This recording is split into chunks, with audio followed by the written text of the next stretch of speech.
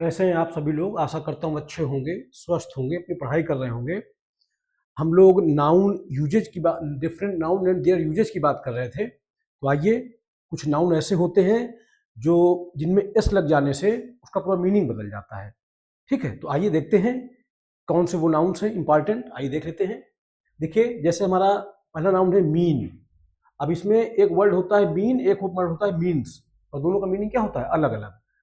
अब आइए देखते हैं, पहले मीन और मीन्स का यूज कैसे देते हैं? एज अ वर्ब, यानी वर्ब के सेंस में इसका क्या मीनिंग होता है। देखिए, जब मीन का मीनिंग हो, जब मीन का अर्थ हो, जब यानी जब मीन काम करे किसका, जब मीन फंक्शन करे एज अ वर्ब, ठीक, तब इसका मीनिंग क्या होता है? To say, to intend, to have a purpose, मतलब होना, कहना या इरादा रखना। यानी कि अच्छा, तो आप जानते हैं जब ये वर्ब होगा तो सिंगुलर में मीन और क्या कहते हैं भाई। देखिए, मैं आपको बता रहा हूं, अगर ये वर्ब है तो ये वर्ब की फर्स्ट फॉर्म हो गई, और ये वर्ब की यस या यस फॉर्म हो गई, जिसको आप लोग वर्ब की फिफ्थ फॉर्म भी बोलते हैं। ठीक है, इसका मीनिंग क्या हो जाएगा? मतलब होना, कहना या इरादा रखना। जैसे लिखा है, आई मीन व्हाट आई से। अब देखिए, यहां पे आई हमारा सब्जेक्ट है। देखिए, यहाँ पे आई हमारा सब्जेक्ट है, मीन हमारी वर्ब की फर्स्ट फॉर्म है, और ये व्हाट आई से है, ये है नाउन क्लॉज, इसी मीन का ऑब्जेक्ट। अब देखिए लिखा है, फिशी मीन्स नो हार्म। अब देखिए, सी हमारा क्या है? सब्जेक्ट है, मीन्स हमारी वर्ब है, वर्ब का फिफ्थ फॉर्म, जिसको आप बोलते हैं यस या यस फॉर्म। ठीक, और ये जो नो हार्म है, ये हमारा नाउन फ्रेज है, और इसी का ये मीन का क्या है? ये ऑब्जेक्ट है। तो यानी कि मीन वर्ब की तरह काम करता है। तब इसका मीनिंग क्या होता है? तब इसका मीनिंग होता है मतलब, कहना, मतलब होना, कहना या इरादा रखना। ठीक है, आगे देखते हैं। अच्छा, सेकंड फॉर्म देखिए क्या हो गई? मेंट हो गई।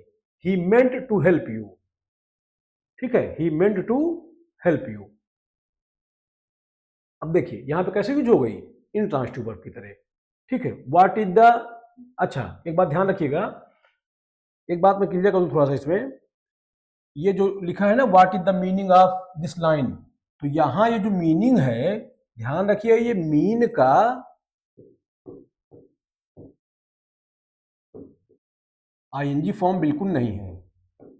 ये मीनिंग का जो यूज हुआ है, ये अलग वर्ड है, और यहाँ पे क्या यूज हुआ है?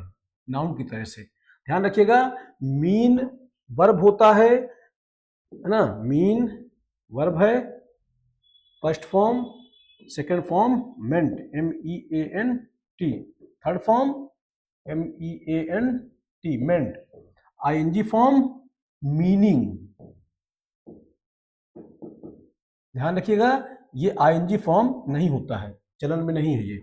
ठीक है, और फिर हमारा जो फिफ्थ फॉर्म होता है मीन्स। ध्यान रखिएगा, वर्ब के रूप में मीनिंग चलन में नहीं है, ये यूज मत करिएगा, नहीं तो रॉन्ग है ग्रामेटिकली। ठीक है, ध्यान रखिएगा, ये चलन में नहीं है। यहाँ जो मीनिंग यूज हुआ है एक्चुअली ये नाउन है ना। What is the meaning of this sentence, इस पंक्ति का क्या मतलब है? यहाँ मीनिंग किस तरह यूज हुई है? नाउन की तरह। द हमारा क्या है? डिटर्मिनर है, ये हमारी नाउन है। आइए आगे देख लेते हैं भैया।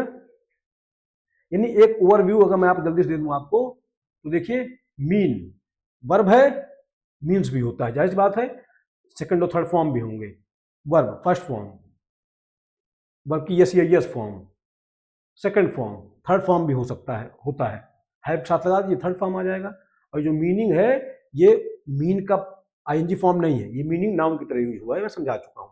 अब देखिए, मीन एज एन एडजेक्टिव, यानी मीन का मीनिंग क्या हो, यानी जब मीन क्या काम करे? एज एडजेक्टिव, एडजेक्टिव के रूप में काम करे, तब इसका मतलब क्या होता है? स्वार्थी, घटिया, निर्दयी, सेल्फिश, अनकाइंड, विक्ड। यानी जब मीन हमारा एडजेक्टिव हो, तब इसका मीनिंग क्या हो जाएगा? स्वार्थी, घटिया या निर्दयी, सेल्फिश, अनकाइंड या विक्ड। जैसे लिखा है, don't be so mean to others, दूसरों के साथ इतना बुरा मत बनो। अब यहां मीन क्या है? ये मीन यूज हुआ है एडजेक्टिव की तरह से। ठीक है, ये बी फॉर्म ऑफ वर्ब है, ये इसी का कॉम्प्लीमेंट है मीन।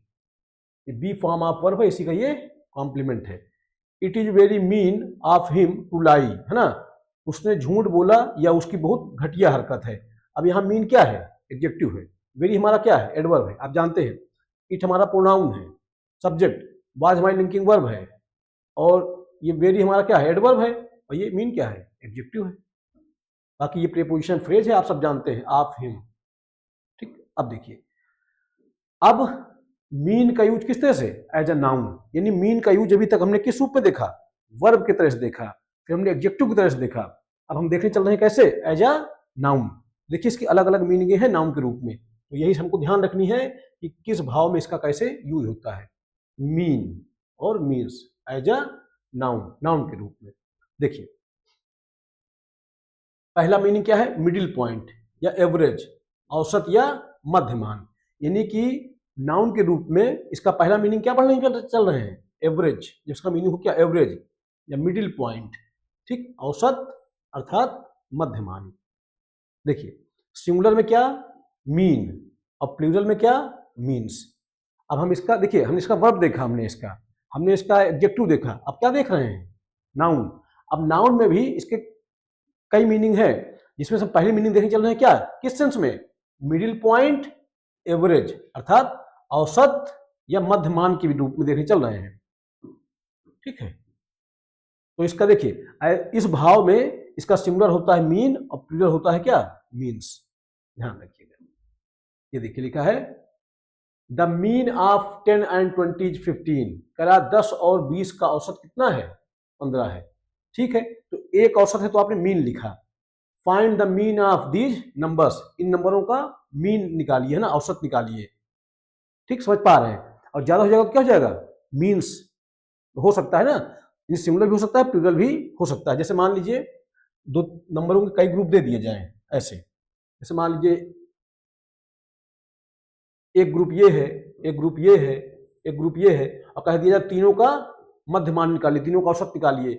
मान लीजिए इसमें 10 नंबर है, इसमें 20 नंबर है, इसमें 30 नंबर है, तो कह रहा है तीनों का मध्यमान निकालिए अर्थात औसत निकालिए। तो इसका इसका इसका तो 3 हो गए, तो कितना हो गया? प्लूरल क्या हो जाएगा? मीन्स हो जाएगा। और सिंगुलर में क्या रहेगा? मीन रहेगा। ध्यान रखिएगा।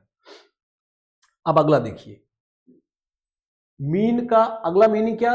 रिसोर्सेज या टूल्स अर्थात साधन या धन, धन के सेंस में। देखिए ऑलवेज रिटेन एज मीन्स। ध्यान रखिएगा, जब इसका मीनिंग हो, जब मीन का मीनिंग हो क्या? रिसोर्सेज और टूल्स, तो ध्यान रखिएगा वर्ड क्या होता है? मीन्स होता है, मीन मत लिखिएगा। जब इसका अर्थ हो जाए, देखिए कुछ टेक्निकल इशू हो गया था। देखिए जब इसका अर्थ क्या हो? रिसोर्सेज। जब इसका अर्थ हो रिसोर्सेज या टूल्स, साधन या धन, तब ऑलवेज रिटन एज मीन्स। कैसे लिखिएगा? तो वर्ड ही होता है मीन्स। अब आप इसका फिर मीन मत लिखिएगा। साधन के सेंस में इसका मीन वर्ड नहीं होता है, क्या होता है? मीन्स। ध्यान रखिएगा, a means singular idea, means plural idea.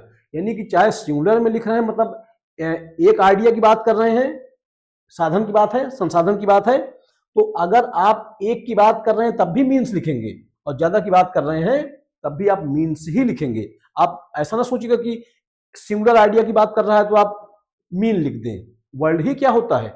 Word ही होता है मीन्स। संसाधन, जैसे कहा जाए कि उसके कमाई के संसाधन कम है, इसलिए वो अपना ऋण नहीं अदा कर सकता है। ठीक है, तो आप ऐसे बोलेंगे his means are small so he can not pay his debts. ठीक, ध्यान रखिएगा। और एक चीज मैं आपको क्लियर कर दूं, जब ये इसका यूज जब कमाई के संसाधन के रूप में होता है, ध्यान रखिएगा, ये प्रायः करके अक्सर करके प्लूरल में यूज होता है। ध्यान रखिएगा, तब ये प्लूरल माना जाता है, और वर्ब क्या लगाइएगा? प्लूरल लगाइएगा। ध्यान रखिएगा, जैसे लिखा है education is a means to success. अब देखिए यहां पे मीन्स क्या है?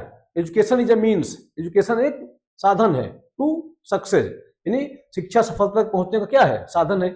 अब यहाँ पे मीन्स, देखिए वर्ड क्या है? मीन्स ही है, लेकिन किस भाव में यूज किया गया है? सिंगुलर भाव में यूज किया गया है। ठीक है, अब फिर देखिए लिखा गया their means are very limited, उनके साधन बहुत सीमित हैं। अब यहाँ मीन्स का यूज कैसे किया गया प्लूरल के सेंस में, कैसे पता लगा? देयर लिखा है, फिर मीन्स लिखा है, फिर वर्ब क्या आई हुई है? आर।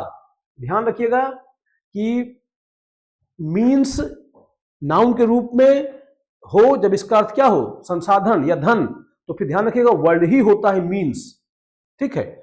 और भाव अनुसार इसको सिंगुलर की तरह से और प्लूरल दोनों तरह से यूज कर सकते हैं। पर एक बात का ध्यान रखिएगा, जब कमाई के संसाधन की बात होती है तो फिर ध्यान रखिएगा वो अक्सर प्लूरल में यूज होता है और वर्ब क्या लेता है? प्लूरल लेता है। ध्यान रखिएगा इस चीज को। जैसे देखिए लिखा है their means are very limited, money is a useful means of comfort.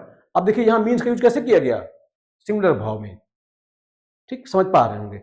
एक बात फिर आपसे क्लियर कर दूं, जो एग्जाम में क्वेश्चन बनते हैं, ध्यान रखिएगा, अगर मीन्स का मतलब हो कमाई के संसाधन तो इसी में क्या करता है? सिंगुलर वर्ब लगा देता है। जैसे कह दिया जाए his means is small so he can not pay his debts, ये रॉन्ग है। His means are small so he can not pay his debts. तो जब कमाई के संसाधन के रूप में बात होती है तो ये हमेशा प्लूरल के रूप में यूज होता है और वर्ब क्या लेता है? प्लूरल फॉर्म में लेता है। ध्यान रखिएगा इसको, ऐसे इसी से प्लस बनते हैं। Useful phrases with means, in means से बनने वाले कुछ यूजफुल फ्रेजों की बात की जा रही है। आइए देख लेते हैं। पहला फ्रेज हमारा क्या है? बाय ऑल मीन्स, इसका मीनिंग क्या होता है? सर्टेनली। बाय मीन्स ऑफ, इसका मीनिंग क्या होता है? थ्रू या यूजिंग, निश्चित ही, के जरिए, ठीक है। ध्यान रखिएगा ये क्या है? फ्रेज है। बाय ऑल मीन्स इसका मतलब क्या होता है? निश्चित ही। बाय मीन्स ऑफ इसका मतलब होता है क्या? के जरिए। By all means join us, हाँ हाँ जरूर हमारे साथ आओ। He escaped by means of a secret door, वह एक गुप्त दरवाजे के जरिए भाग गया। ध्यान रखिए bye means of, bye means of मतलब क्या होता है? के जरिए, किसी के थ्रू, किसी चीज को यूज करके, किसी चीज के माध्यम से, किसी चीज को यूज करके, जब इसका ये भाव निकले तो क्या हो जाएगा? By means of. और बाय ऑल मीन्स इसका मतलब क्या होता है? निश्चित ही, सर्टेनली। तो by all means join us, ठीक है, निश्चित ही हमको हमारे साथ आओ, हमको ज्वाइन करो। अगला देख लेते हैं। देखिए by no means, by no means भी एक फ्रेज होता है जिसका मतलब होता है क्या? Absolutely not. By no means इसका मीनिंग होता है एब्सोल्युटली नॉट, ठीक, बिल्कुल भी नहीं। By no means will I accept this, मैं इसे किसी भी हालत में नहीं मानूंगा। तो बाय नो मीन्स का मतलब क्या होता है? बिल्कुल नहीं, एब्सोल्युटली नॉट। तो ये कुछ मीन्स शब्द से बनने वाले फ्रेज थे। तो इस तरह से हमने ये देखा कि मीन्स का यूज वर्ब के रूप में भी हो रहा था, मीन्स का यूज एडजेक्टिव की तरह से भी हो रहा था और नाउन की तरह से भी हो रहा था, ठीक। इसमें ध्यान देने वाली बात यह है कि जब मीन्स का यूज नाउन के रूप में हो और जब इसका मतलब हो कमाई के संसाधन, ध्यान रखिएगा प्लूरल फॉर्म में यूज होगा, वर्ब क्या लेगा? प्लूरल लेगा, ठीक, मोस्टली ऐसा ही होता है। अब आगे देख लीजिए, इसी से एग्जाम में क्वेश्चन भी बनता है। देखिए अब अगला हमारा क्या है? एक्सपेक्टिकल और एक्सपेक्टिकल्स। आइए इसको देख लेते हैं। देखिए देखिए ध्यान रखिएगा, एक्सपेक्टिकल्स जो होता है इसका मतलब होता है चश्मा। ये तो शब्द ही यही होता है, इसमें से ऐसा आप हटा सकते नहीं है। हटा देंगे तो फिर ऐसा कोई शब्द ही नहीं चश्मे के सेंस में कि आप एक्सपेक्टिकल लिख दें। हाँ ये अलग बात है, एक अलग वर्ड होता है क्या? एक्सपेक्टिकल, इसका मीनिंग भी अलग होता है। तभी अनकाउंटेबल नाउन होता है। यहाँ जो लिखा है ना सिंगुलर नाउन, ये वास्तव मुझे लिखना चाहिए था यहाँ पे अनकाउंटेबल नाउन। ध्यान रखिएगा ये जो सिंगुलर नाउन लिखा है यहाँ पे, मुझे कायदे से लिखना चाहिए था यहाँ पे अनकाउंटेबल नाउन, ठीक है। देखिए एक्सपेक्टिकल, जब ये अनकाउंटेबल नाउन होता है तो मीनिंग क्या होता है? समथिंग वर्थ सीइंग, सुंदर दृश्य, यानी जो कोई ऐसी चीज जो देखने योग्य हो। एक्सपेक्टिकल का मतलब क्या होता है? जब ये अनकाउंटेबल नाउन होता है तो इसका मीनिंग क्या होता है? दृश्य, ठीक, सुंदर दृश्य। जैसे लिखा है the waterfall is a wonderful spectacle, जो जल प्रवाह है क्या है? एक शानदार दृश्य है। यहाँ एक्सपेक्टिकल का मतलब क्या हुआ है? दृश्य। The parade was a grand spectacle, parade एक भव्य दृश्य था। तो यानी कि एक्सपेक्टिकल जो वर्ड यूज होता है तब इसका मीनिंग क्या होता है? दृश्य, सुंदर दृश्य। तब ये अनकाउंटेबल नाउन है, ध्यान रखिएगा। तब इसका एक्सपेक्टिकल्स आप देखिए करना है तो फिर क्या भाव देगा? ये कई सुंदर दृश्य, यानी ब्यूटीफुल साइड्स, यानी कि देखिए ध्यान रखिएगा, एक्सपेक्टिकल्स का मतलब चश्मा भी होता है, एक्सपेक्टिकल का मतलब सुंदर दृश्य भी होता है, ध्यान रखिएगा। तो चश्मे के अर्थ में इसका मीनिंग क्या होता है, एक्सपेक्टिकल्स, एस लगा रहता है। और एक्सपेक्टिकल जब आप कहते हैं तो सुंदर दृश्य, और इसका प्लूरल सेंस में भी आप यूज कर लेते हैं, ठीक है, एक्सपेक्टिकल्स प्लूरल फॉर्म में, जैसे ब्यूटीफुल साइट्स यानी कई सुंदर दृश्य, एक सुंदर दृश्य, दो जैसे जब मुझे कहना पड़ा एक सुंदर दृश्य तो मैंने एक्सपेक्टिकल यूज कर लिया, एक से ज्यादा तो एक्सपेक्टिकल्स। देखिए ब्यूटीफुल साइट्स सुंदर दृश्य, बहुत ज्यादा यानी बहुवचन में, यानी एक से ज्यादा।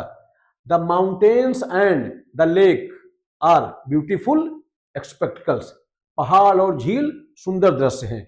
अब यहां देखिए किस भाव में यूज कर लिया गया, कई सुंदर दृश्य, तो प्लूरल सेंस में यूज किया गया, तो समझ पा रहे होंगे। तो ये मीनिंग था एक्सपेक्टिकल का इस सेंस में, है ना, दृश्य के सेंस में, सुंदर दृश्य के सेंस में।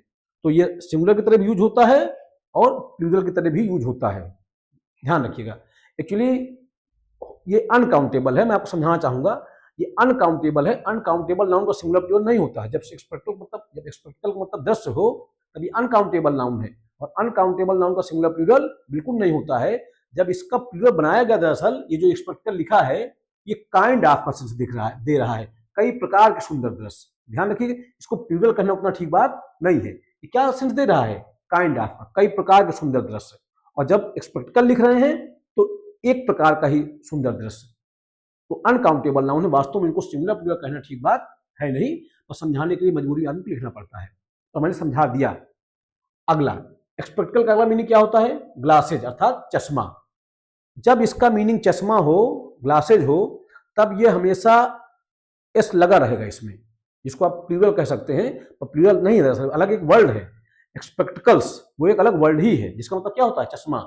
Always plural in form, take are with them, कहने का मतलब ये है एस लगा रहेगा, और ये जोड़े बनने वाले शब्द हैं, और वर्ब कैसा आता है, हमेशा प्लूरल आता है। इसकी चर्चा आपसे पीछे हुई है।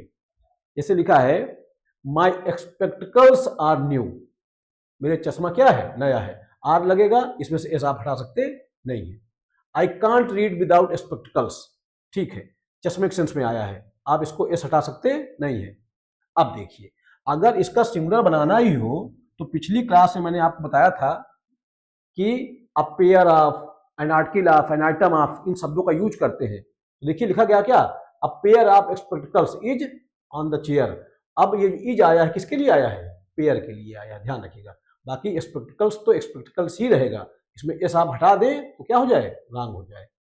ये देखिए, आइए अब आप देख लेते हैं जल्दी से, जो तो अभी हमने पढ़ा अभी तक। मीन, जब मीन वर्ब है तब इसका मतलब क्या है, मतलब होना। जब मीन एडजेक्टिव है तब इसका मीनिंग क्या है, स्वार्थी या घटिया। जब मीन सिंगुलर नाउन है तब क्या है इसका अर्थ, औसत। और साधारण सेंस में क्या लिखते हैं आप, मीन्स। देखिए देखिए वही चीज फिर से, है ना, एग्जाम्पल देख लीजिए। मीन वर्ब, मतलब होना, I mean it. Mean adjective, स्वार्थी या घटिया, ही इज मीन, ठीक है। मीन सिंगुलर नाउन, औसत, फाइंड द मीन, यानी औसत निकालिए। ये सब आपको बता दिया है। ये फ्रेज, मीन्स से बनने वाले क्या थे, फ्रेज थे, जो अभी तक हमने पढ़ा। देखिए, बाय ऑल मीन्स, यानी क्या, जरूर, ठीक। By all means speak, by means of, के जरिए, बाय मीन्स ऑफ साइंस, यानी विज्ञान के जरिए। बाय नो मीन्स, किसी भी तरह नहीं, by no means do it, ठीक। एक्सपेक्टिकल, दृश्य, अ ब्यूटीफुल एक्सपेक्टिकल, एक सुंदर दृश्य। एक्सपेक्टिकल्स नाउन, चश्मे के सेंस में, वर्ड एक्सपेक्टिकल्स ही होगा। Where are my spectacles. तो ये जो अभी तक हमने पढ़ा ये पूरा उसका सार था।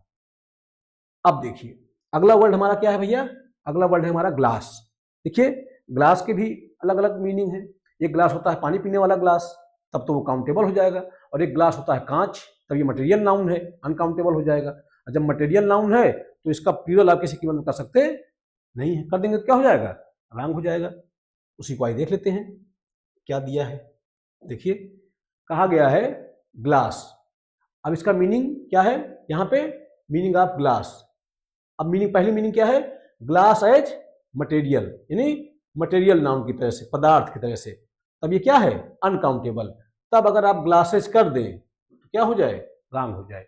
पानी पीने वाला ग्लास है तो वो कॉमन नाउन है, तब ग्लास का ग्लासेज हो सकता है, तब ग्लास का ग्लासेज हो सकता है जब ये कॉमन नाउन हो, पानी पीने वाला।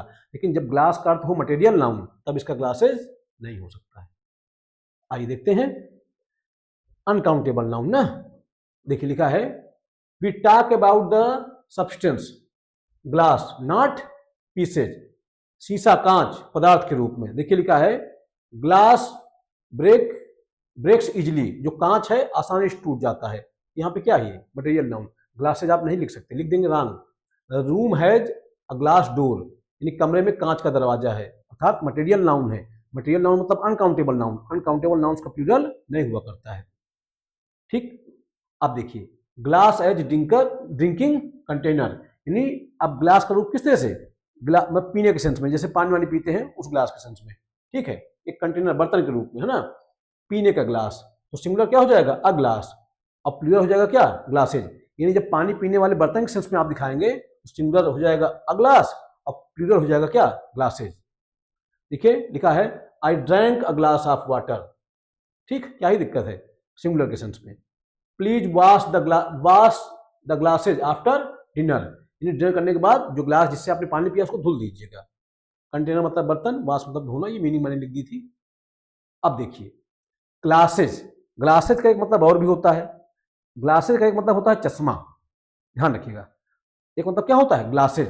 तो एक बात आपको ये ध्यान रखनी है कि वर्ड क्या होता है?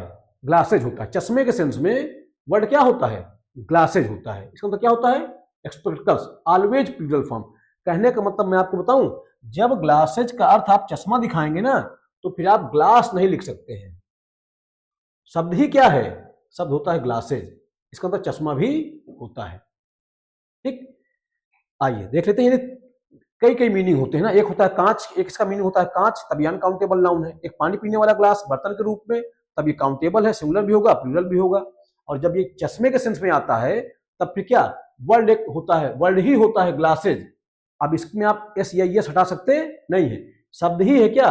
ग्लासेज। ग्लासेज माने क्या? चश्मा। आइए देख लीजिए, my glasses are on the table, मेरा चश्मा मेज पर है। ठीक, और वर्ब क्या आएगा? ध्यान रखिएगा, हमेशा वर्ब प्लूरल आएगा, एकदम ध्यान रखिएगा। ऐसा है ना, जोड़े में आते हैं, जोड़े में आता है ना ये, इस वजह से जोड़े में जितनी भी चीजें आती हैं दिखती प्लूरल है, होती भी प्लूरल है, अर्थात वर्ब भी प्लूरल ही आएगा। He can't see far without glasses, वह चश्मे के बिना दूर नहीं देख सकता। फिर देखिए, आइए आगे बढ़ते हैं। लिखा है, फ्रेजेज विथ ग्लास, यानी ग्लास से बने फ्रेज की बात कर रहा है। यानी ग्लास से कौन कौन से फ्रेज बनते हैं, आइए इनको देख लेते हैं। फ्रेजेज विथ ग्लास, ग्लास से बनने वाले फ्रेज। जैसे लिखा है, look through rose coloured glass. देखिए फ्रेज है हमारा क्या? Look through rose coloured glasses, look through rose coloured glasses. इसका मीनिंग देखिए क्या होता है? To see everything as very nice, to be cheerful, to be hopeful. हर चीज को बहुत अच्छा समझना, कुछ ज्यादा ही आशावादी होना। यानी कि एक फ्रेज होता है जिसका फ्रेज क्या है? Look through rose coloured glasses. इसका मतलब क्या होता है? बहुत ज्यादा ही आशावादी होना। आइए एग्जाम्पल देख लेते हैं। जैसे लिखा है, she looks at life through red coloured glasses and ignores problem. अब देखिए, ये देखिए, look at life through rose coloured glasses, तो यही हमारा फ्रेज है क्या? Look through rose coloured, sorry, look through rose coloured glasses. इसका मतलब क्या होता है? बहुत ज्यादा आशावादी होना। ठीक है, वह जिंदगी में बहुत ही सकारात्मक चश्मे से देखती है, मतलब जिंदगी को बहुत साफ सुथरे ढंग से देखती है और समस्याओं को नजरअंदाज करती है।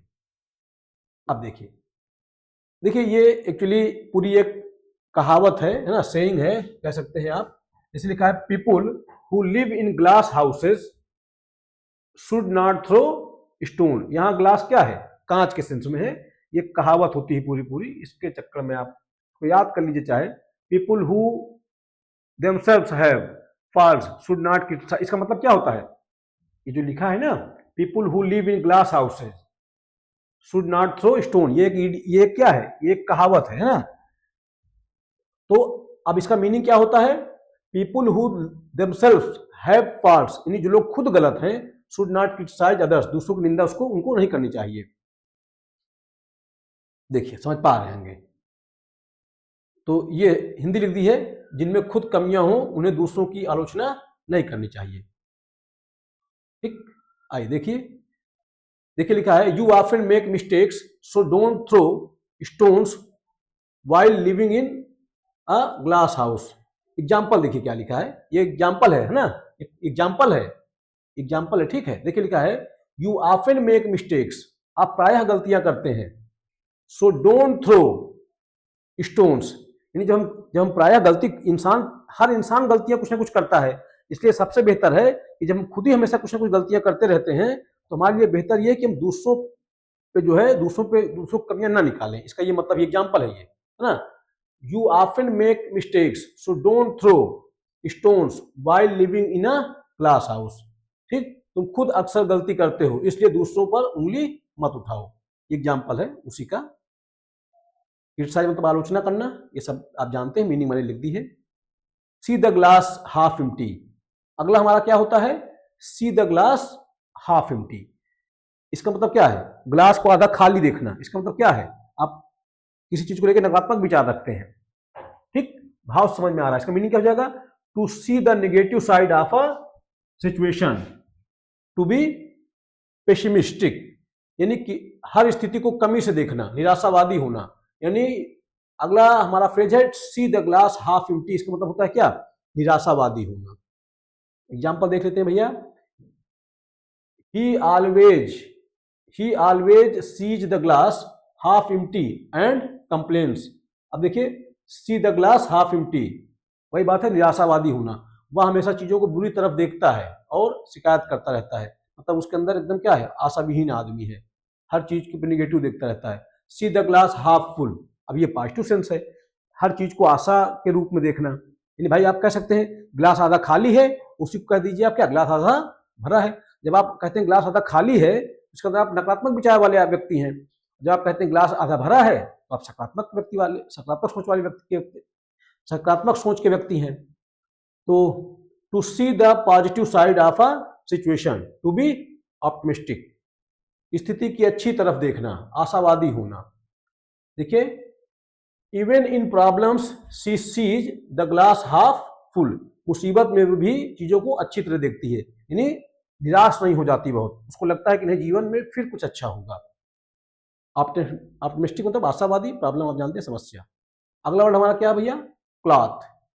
ठीक है, अब क्लॉथ का मीनिंग, कई मीनिंग है, कई तरह से यूज होगा, ये देखते हैं।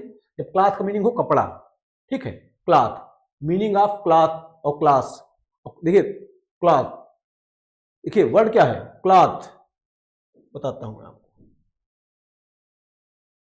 वर्ड है हमारा क्लॉथ, क्लॉथ्स और क्लॉथ।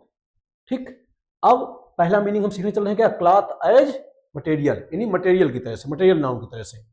तो कपड़े का कपड़ा, यानी क्लॉथ, इसका मतलब क्या होता है, वे कपड़े जिनसे आप, यानी जो थान वाले कपड़े होते हैं उनको बोला जाता है, जिनसे आप कपड़े सिलवाते हैं। जैसे शर्ट है ये, इसको शर्ट के लिए पहले हमने कपड़ा खरीदा होगा, ठीक है, तो उसी कपड़े को क्या बोलते हैं आप, क्लॉथ बोलते हैं। ठीक, और जब ये कपड़ा बन गया, इसको बोलते हैं क्लॉथ्स, इसे क्या बोलते हैं, क्लॉथ्स बोलते हैं। ये गारमेंट्स, जो बने बनाए कपड़े हैं उनको क्लॉथ्स बोलते हैं। जो कपड़ा, जिसको खरीद के आप कपड़े, मतलब पहनने वाले कपड़े बनवाते हैं, थान वाले कपड़े, उनको क्या बोलते हैं, क्लॉथ बोलते हैं। और ये क्या है, ये तो वर्ब के रूप में यूज होता है, अभी पढ़ेंगे आगे बहरहाल। आइए देखिए, इसका मीनिंग क्या हुआ भैया, cloth as material, general fabric not a specific item like shirt, कपड़ा सामान्य रूप में। लिखा है this cloth is very soft, यह कपड़ा बहुत मुलायम है, यानी कि ये कोई बना हुआ कपड़ा नहीं, साधारण कपड़ा। We bought 10 metres of cloth, हमने 10 मीटर कपड़ा खरीदा, अर्थात थान वाला कपड़ा, यानी जिससे आप शर्ट बनवाएंगे, ठीक, पैंट बनवाएंगे, जो आपको बनवाना हो, ठीक। अब देखिए, अब इसका प्लूरल देखिए, समझिएगा मेरी बात को। अगर मान लीजिए आपने थान का एक टुकड़ा खरीदा तो क्लॉथ, और ज्यादा खरीद लिए तो क्या, क्लॉथ्स। ये क्लॉथ्स लिखा है एज पीस ऑफ फैब्रिक, कपड़ों के टुकड़े, यानी एक कपड़ा का टुकड़ा तो क्लॉथ, क्लॉथ, और ज्यादा तो क्लॉथ्स। ध्यान रखिएगा, ये सिंगुलर और ये प्लूरल, कई टुकड़े। सिंगुलर अ क्लॉथ, एक कपड़े का टुकड़ा, जैसे पोछा, कुछ भी। क्लॉथ्स, कपड़े के टुकड़े, कई टुकड़े, यानी कि वास्तव में इसी का प्लूरल। जैसे मान लीजिए आपने 10-10 मीटर करके 3 कपड़े लिए तो क्या हो गए, वो हो गए क्लॉथ्स, ठीक। और एक ही टुकड़ा लिया तो क्या हो गया, cloth. Use a clean cloth to wipe the table, मेज पोछने के लिए साफ कपड़ा इस्तेमाल करो। Keep the dusting cloths in the cupboard, झाड़ने वाले कपड़े अलमारी में रखो, ठीक। तो इसका मतलब ये इसी का प्लूरल भाव है, क्लास। अब देखिए, अब ये अगला क्या आ गया, क्लास, CLOTHES। इसका मतलब क्या होता है भैया, गारमेंट, यानी परिधान, पहने जाने वाले कपड़े। ये जो हमने पहना है ना, ये क्या है, ये क्लॉथ्स है। जो मार्केट में आप लेते हैं बिना बनाया कपड़ा, वो क्या है, क्लॉथ है, CLOTH, ठीक। ये क्या होते हैं क्लास, शर्ट, ट्राउजर्स, साड़ीज। ध्यान रखिएगा, क्लास का मतलब क्या होता है, गारमेंट, यानी बने बनाए कपड़े जिनको आप पहनते हैं, चाहे उसमें शर्ट आ जाए, ट्राउजर्स आ जाए, साड़ीज आ जाए, कुछ भी। ऑलवेज प्लूरल फॉर्म, ध्यान रखिएगा, अगर गारमेंट के सेंस में यूज कर रहे हैं तो शब्द ही, वर्ड ही होता है क्लॉथ्स। इसमें आप यस या यस हटाने की कोशिश ना करें, नहीं तो मीनिंग बदल जाएगी फिर, ठीक है। ऑलवेज प्लूरल, ठीक। ऑलवेज क्या है, plural, always plural form when meaning bearing items, जब पहनने वाले आइटम सेंस में होगा, देखिए ऑलवेज प्लूरल फॉर्म, हमेशा प्लूरल फॉर्म में, अर्थात यस या यस लगा रहेगा, उसका मूल रूप बदलेगा नहीं, ऐसे ही लिखा जाएगा। व्हेन मीनिंग बियरिंग क्लॉथ, जब मतलब हो क्या, पहनने वाले कपड़े। My clothes are in the suitcase, verb भी प्लूरल ही आता है, आप जानते ही हैं। My clothes are in the suitcase. Winter clothes keep us warm, देखिए वर्ब क्या आया, प्लूरल वर्ब आया, ठीक। अब अगला वर्ड है हमारा क्या, क्लॉथ। ये क्या होता है भैया, वर्ब, कपड़े पहनना, कपड़े देना। ध्यान रखिएगा, CLOTHE, तब ये क्या हो जाएगा, वर्ब हो जाएगा। इसका मीनिंग क्या हो जाएगा, to provide cloth, to dress someone, कपड़े पहनाना, किसी को कपड़े पहनाना, ठीक है, या किसी को कपड़ा देना। CLOTHE, क्लॉथ, ये क्या है, वर्ब है। इसका तो क्या होता है, कपड़े पहनाना, किसी को कपड़े पहना देना, या किसी को कपड़े देना, कपड़े पहनाना, कपड़े उपलब्ध कराना। देखिए लिखा है, parents work hard to feed and cloth their children, माता पिता बच्चों को खाना और कपड़े देने के लिए कड़ी मेहनत करते हैं। यानी आप कहते हैं ना, खाना, कपड़ा, रोटी, कपड़ा और मकान, तो उसी सेंस में ये बात कही गई है कि भाई माँ बाप अपने बच्चों को इन चीजों को प्रोवाइड करने के लिए बड़ी मेहनत करते हैं। फिर लिखा है, the charity helps to cloth poor families. अब देखिए यहां क्लॉथ का यूज कैसे हुआ है, वर्ब की तरह से, ठीक। ये भी क्या है, वर्ब की तरह से, ठीक। Parents work hard to feed and cloth, ये क्लॉथ क्या है, यहां वर्ब है, ठीक।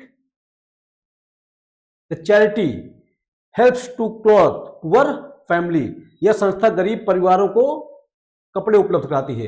यहाँ क्लॉथ का मतलब क्या है, कपड़े उपलब्ध कराना। यहां भी क्लॉथ का मतलब क्या है, कपड़े उपलब्ध कराना, अर्थात किस रूप में यूज हुआ है, वर्ब के रूप में, ठीक। फ्रेजेज ऑन क्लॉथ, यानी क्लॉथ से बनने वाले फ्रेज क्या क्या है।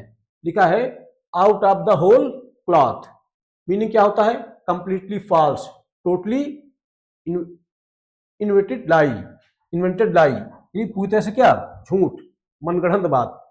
यानी out of the whole cloth, इसका मतलब क्या होता है, completely false, totally invented lie, यानी पूरी तरह से झूठ, मनगढ़ंत बात। यानी खुद आपने सोच के अपने मन से मनगढ़ंत कहानी बता दी, बात कुछ थी ही नहीं, अपने मन से इन्वेंट कर लिया, आपने खोज कर ली और बता दिया। ठीक है, जैसे लिखा है his excuse was out of the whole cloth, उसका बहाना पूरी तरह से झूठा था। अगला हमारा क्या है, man of the cloth, meaning क्या होता है, अ क्लर्जी मैन या रिलीजियस प्रीस्ट, पादरी या धर्म गुरु, ठीक, विशेषकर ईसाई धर्म का। ये क्या है, कोई धार्मिक व्यक्ति है। ठीक है, man of the cloth, the man of the cloth guided the villagers, धर्म गुरु ने गांव वालों को मार्गदर्शन किया। अगला हमारा होता है टू टेक द क्लॉथ, इसका मीनिंग क्या होता है, to become a priest, join religious service, पादरी बनना, धार्मिक सेवा में प्रवेश करना। टू टेक द क्लॉथ मतलब क्या होता है, पादरी बनना, धार्मिक सेवा में प्रवेश करना। आर्य भैया कहते हैं ना, उसने कपड़े धारण कर लिए, तो कपड़े धारण का मतलब क्या, बौद्ध भिक्षु बन गया, कुछ भी बन गया, संत महात्मा बन गया, उसी सेंस में यूज होता है ये। ठीक है, he left his job to take the cloth, उसने पादरी बनने के लिए अपनी नौकरी छोड़ दी, यानी ही लेफ्ट हिज जॉब, अपनी जॉब छोड़ दी, टू टेक द क्लॉथ, यानी उसको धार्मिक चीजों में प्रवेश करना था, धार्मिक चीजें अपनानी थी, इसलिए से। Cut from the same cloth, अगला हमारा फ्रेज है cut from the same cloth, meaning क्या होती है, very similar in nature, behaviour और स्टाइल, ये स्वभाव व्यवहार में बिल्कुल एक जैसा। Cut from the same cloth यानी एक ही कपड़े से काटा गया, जब एक ही कपड़े से, एक ही थान से कोई चीज काटेंगे तो एक ही जैसी तो होगी, वही भाव है इसमें। देखिए हर चीज का रटे अगर आपने तो हर चीज का मीनिंग छुपा ही हुआ है। Cut from the same cloth, एक ही कपड़े से काटा गया, जब एक ही कपड़े से कोई चीज काटेंगे तो एक जैसी तो होगी। देखिए लिखा है the two friends are cut from the same cloth, दोनों दोस्त एक जैसे स्वभाव के थे। ठीक है, क्लॉथ ईयर मीनिंग क्या होती है, a fun nickname for a person who does not hear properly और प्रिटेंड्स नॉट टू, यानी कि मजाक में कहा गया नाम उस व्यक्ति के लिए जो सुनता नहीं या अनसुना करता है। ये क्लॉथ ईयर का मतलब क्या होता है, क्लॉथ ईयर का मतलब बता रहा हूं मैं आपको, जैसे कोई आदमी है, आप उसको बुलाते रहिए, अनसुना कर रहा है किसी चीज को, वही कहते हैं ना कान में कपड़ा डाले हो क्या, उसी तरह से बन गया है। ठीक है, मजाक में कहा गया नाम या उस व्यक्ति के लिए जो सुनता नहीं या अनसुना करता है। देखिए लिखा है hey cloth ear I called you twice, अरे बहरे मैंने तुम्हें 2 बार बुलाया। ठीक, यानी कोई आदमी इग्नोर कर रहा है तब आपने उसको इस तरह से कह दिया। अगला हमारा क्या है, cut one's coat according to one's cloth, cut one's cloth according to one's cloth क्या होता है, एक्ट या spend according to your financial limit, अपनी आमदनी साधनों के अनुसार खर्च करना। तो cut one's coat according to one's cloth, तो इसका मतलब क्या होता है कि अपनी आमदनी के अनुसार खर्च करना। देख लीजिए एग्जाम्पल है, we must cut our cloth according to our, we must cut our coat according to our cloth during tough times. ठीक है, समझ पा गए होंगे, मुश्किल समय में हमें अपनी क्षमता के अनुसार ही खर्च करना चाहिए। अगला है हमारा क्या, sackcloth and ashes showing deep regret और रिपिटेंस, यानी किसी चीज को लेकर बहुत पछतावा होना, उसी के लिए होता है क्या, शेक क्लॉथ एंड एसेस, अपने किए पर पछतावा, गहरा प्रायश्चित। He came in sackcloth and ashes to apologise, वह गहरे पछतावे के साथ माफी मांगने आया। अब देखिए जो अभी तक हमने पढ़ा, क्विक रिवीजन देख लीजिए, out of the whole cloth पूरी तरह से झूठ, ठीक है, मनगढ़ंत कहानी, मैन ऑफ द क्लॉथ पादरी यानी कोई धार्मिक व्यक्ति, धार्मिक कपड़े वाला व्यक्ति, टू टेक द क्लॉथ पादरी बनना, cut from the same cloth यानी बहुत समान व्यवहार, एक जैसा व्यवहार। अगला हमारा क्लॉथ ईयर सुनने में कमी करने वाला, ठीक है, अच्छा देखिए कट, अच्छा ये हो चुका है, क्लॉथ ईयर सुनने में कमी वाला यानी जो अनसुना करता है, cut coat according to cloth साधन के अनुसार खर्च करना, शेक क्लॉथ एंड एसेज गहरा पछतावा। अगला वर्ड हमारा क्या है भैया, अगला वर्ड हमारा है लुक। तो अगला वर्ड हमारा लुक है। अब देखिए लुक के भी कई कई मीनिंग है, तो कैसे कैसे मीनिंग है, क्या क्या अर्थ होंगे, आइए उसी को देख लेते हैं। लुक एज अ वर्ब, यानी जब लुक का लुक वर्ब की तरह काम करे तब इसका मीनिंग क्या होता है, टू सी या टू सीम या टू अपेयर, देखना, दिखना या प्रतीत होना। यानी लुक का मतलब, लुक जब वर्ब की तरह काम करे तब इसका मीनिंग क्या होता है, देखना या दिखना या प्रतीत होना। जैसे लिखा है he looked at the picture, इसका मतलब क्या है, उसने देखा था पिक्चर की तरफ, उसने तस्वीर को देखा था। यहां क्या है, ये वर्ब की तरह से। शी लुक्स टायर्ड टुडे, वह आज थकी हुई प्रतीत होती है, थकी हुई दिखाई देती है। तो ठीक, जब लुक का मतलब क्या हो, वर्ब, जब लुक वर्ब हो तब इसका मीनिंग क्या हुआ, देखना या प्रतीत होना या दिखना।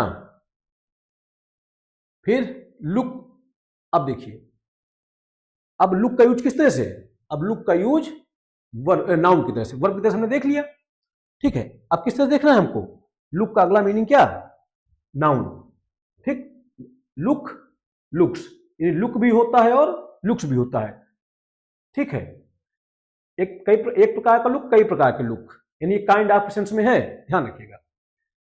हर लुक मीन्स, देखिए हेयर लुक मीन्स, यहां पे लुक का मतलब क्या है, facial expression or the way someone appears, चेहरे का भाव, किसी का रूप रंग, दिखने का तरीका, ठीक। यहां पे जब आप लुक नाउन की तरह यूज करते हैं तो इसका मतलब क्या है, चेहरे का भाव, किसी का रूप रंग, दिखने का तरीका। यानी जैसे आप कहीं गए तो किसी बात को लेकर आपका क्या चेहरे का भाव रहा, क्या आपने प्रतिक्रियाएं दी, उसको क्या बोलते हैं, लुक। जैसे आपने कहा ना, उसने उसको ठीक लुक नहीं दिया, मतलब ठीक ढंग से नहीं देखा उसने आपको, जैसे उसने मुझको अच्छा लुक दिया, यानी ठीक ढंग से देखा उसने। जैसे लिखा है सी गेव मी स्ट्रेंज लुक, उसने मुझे अजीब या चेहरा बनाकर देखा, अजीब सी निगाह से देखा, वही मतलब है ना। तो यहाँ पे लुक क्या है, नाउन है, ध्यान रखिएगा। हर लुक्स अट्रैक्ट एवरीवन, अब देखिए जब आप लुक्स यूज करते हैं तो क्या है, सौंदर्य, ठीक, सौंदर्य, रूप, सौंदर्य। देख लीजिए, जब आप लुक कहते हैं तो लुक मतलब क्या होता है कि आपके चेहरे के क्या भाव रहे, देखने का तरीका क्या रहा। और लुक्स जब आप कहते हैं तो लुक्स क्या हो गया, लुक्स का मतलब हो गया कि इस तरह कह सकते हैं आप ना, लुक्स का मीनिंग कि मतलब कैसे उसके वो दिखता कैसे है कोई व्यक्ति, है ना, इस सेंस में, ठीक है। हर लुक्स अट्रैक्ट एवरीवन, लुक्स मतलब क्या, सौंदर्य, रूप, ठीक है, उसका रूप सौंदर्य सबको आकर्षित करता है। यानी जब लुक मतलब क्या कहते हैं, लुक हो, इसका मतलब क्या है, चेहरे का भाव, यानी किसी चेहरे का भाव, कैसा आपने एक्सप्रेशन दिया, उसको आप क्या बोलते हैं, लुक। और जब लुक्स कहते हैं इसका मतलब क्या होता है, सौंदर्य, ध्यान रखिएगा। Phrases with look, to look oneself, meaning क्या होता है, टू लुक नॉर्मल और यूजुअल, जैसा व्यक्ति आमतौर पर देखता है वैसा ही देखना, सामान देखना, तो टू लुक वन सेल्फ, ठीक है।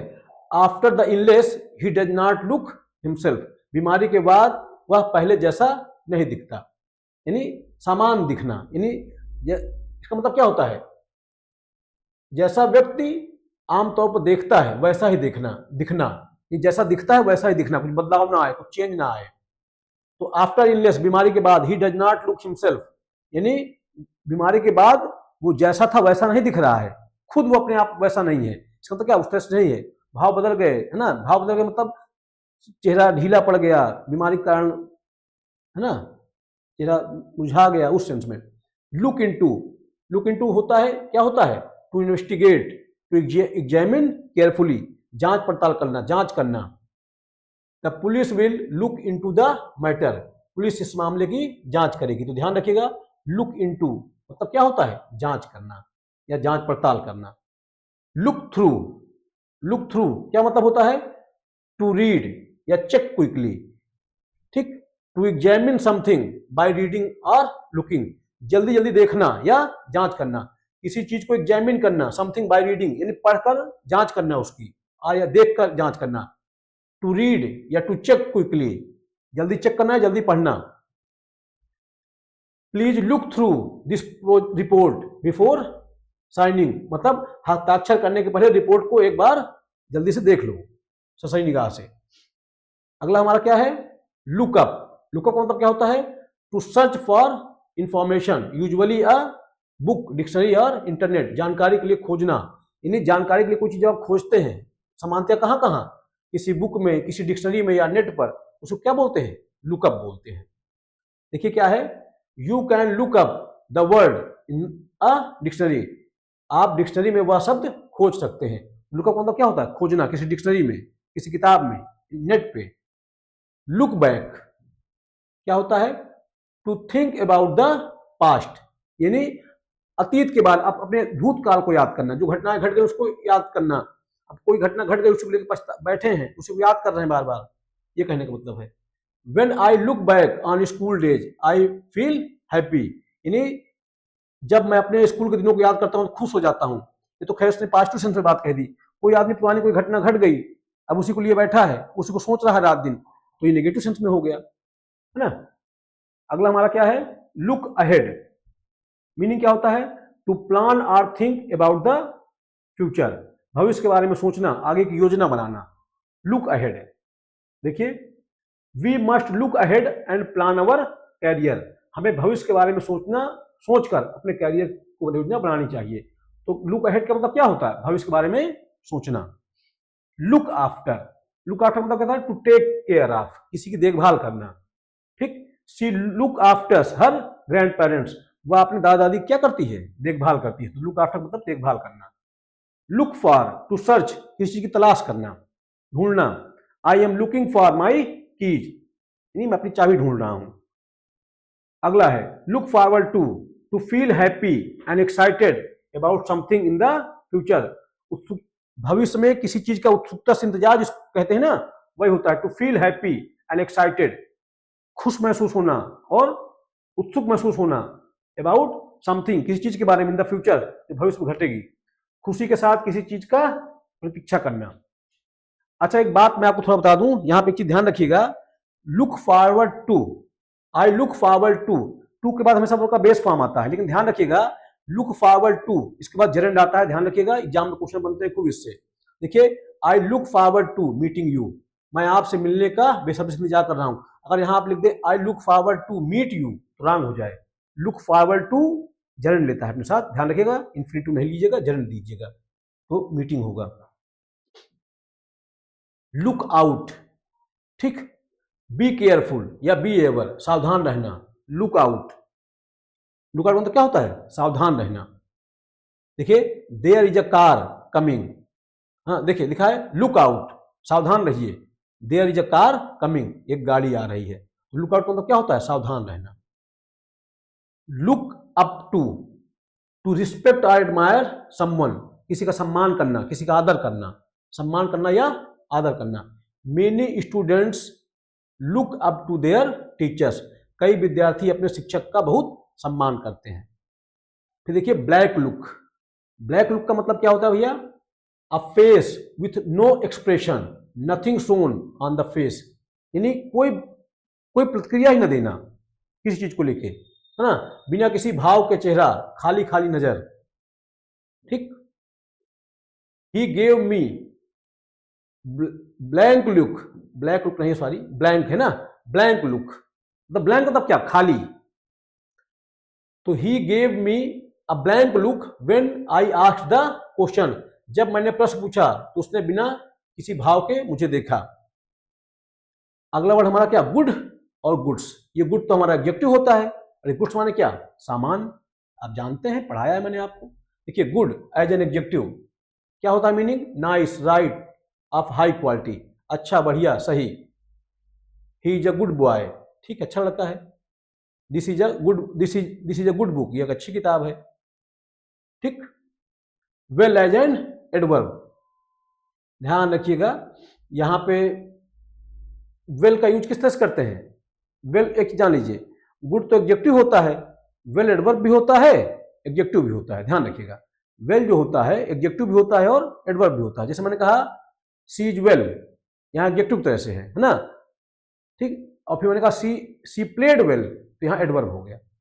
तो well as an adverb used mostly with verbs और आफ्टर बिहेव डू वर्ब कुल मिला के इन अ गुड वे प्रॉपरली ठीक ढंग से।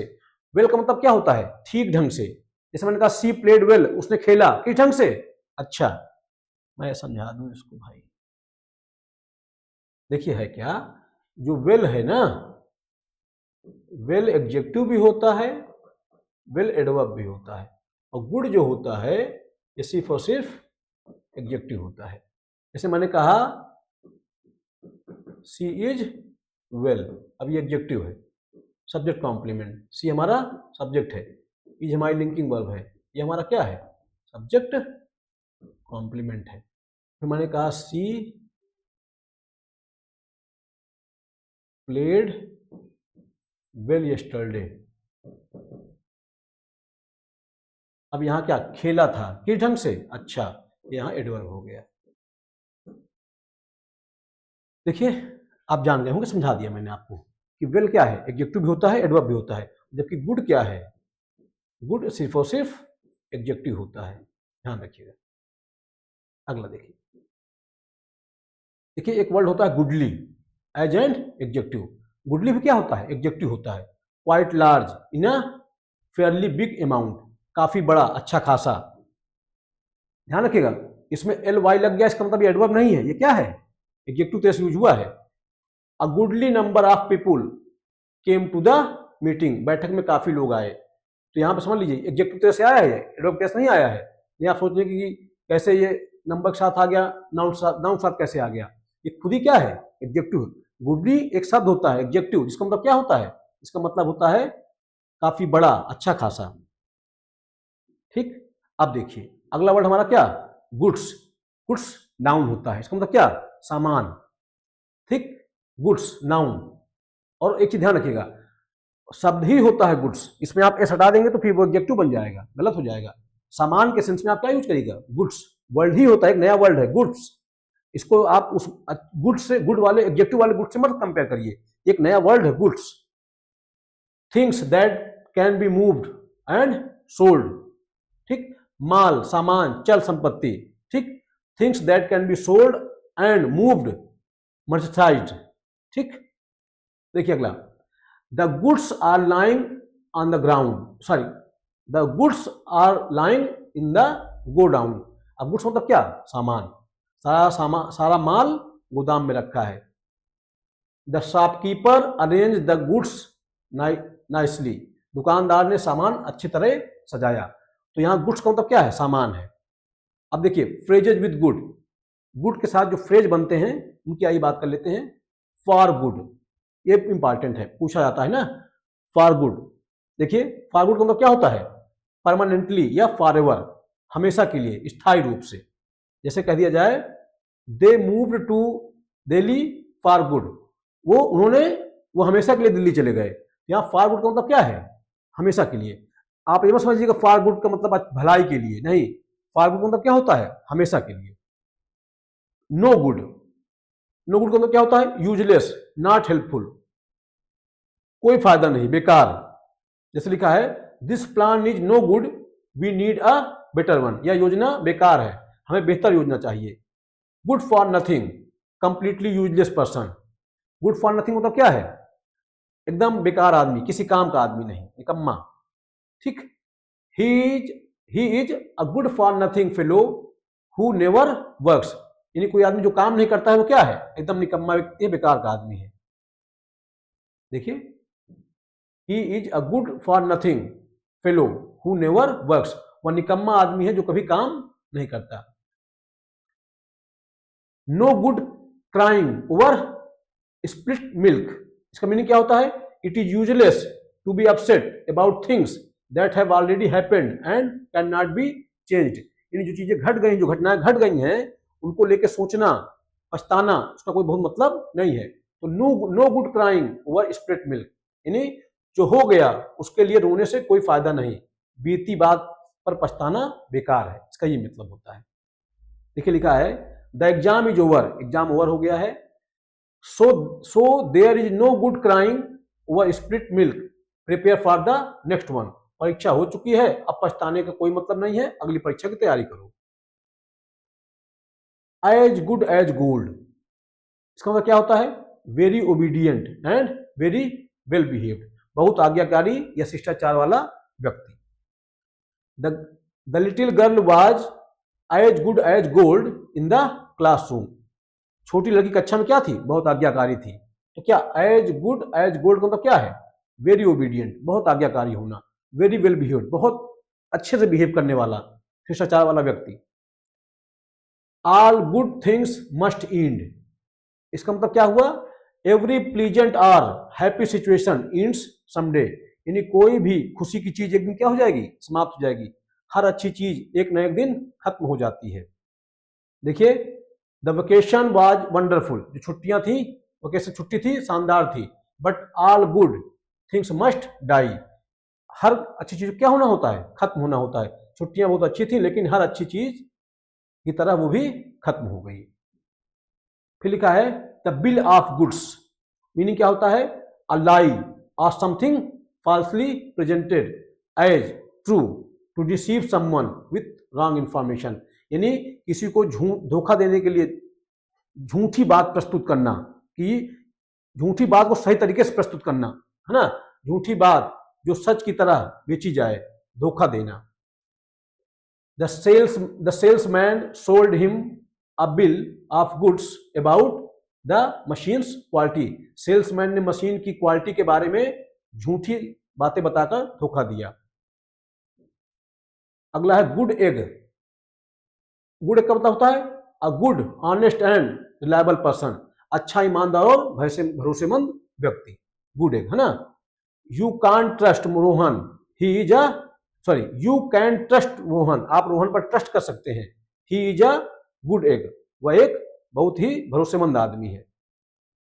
बैड एग, अब बैड एग का मतलब जान लीजिए, जो भरोसेमंद ना हो, है ना। बैड एग मतलब क्या होता है? अ बैड एग मतलब क्या? अ बैड, डिसऑनेस्ट और अनरिलायबल पर्सन, बुरा, बेईमान और अविश्वसनीय व्यक्ति। Don't share secrets with him, he is a bad egg, समझ पा गए हैं? अपने सीक्रेट उसको मैं बताओ, वो क्या है? एकदम विश्वास के लायक आदमी है ही नहीं है।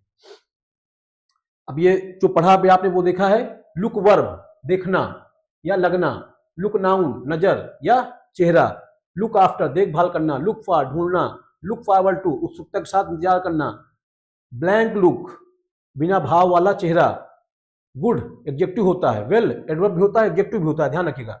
गुडली एक वर्ड होता है, काफी बड़ा, एडजेक्टिव। गुड्स नाउन, माल, सामान।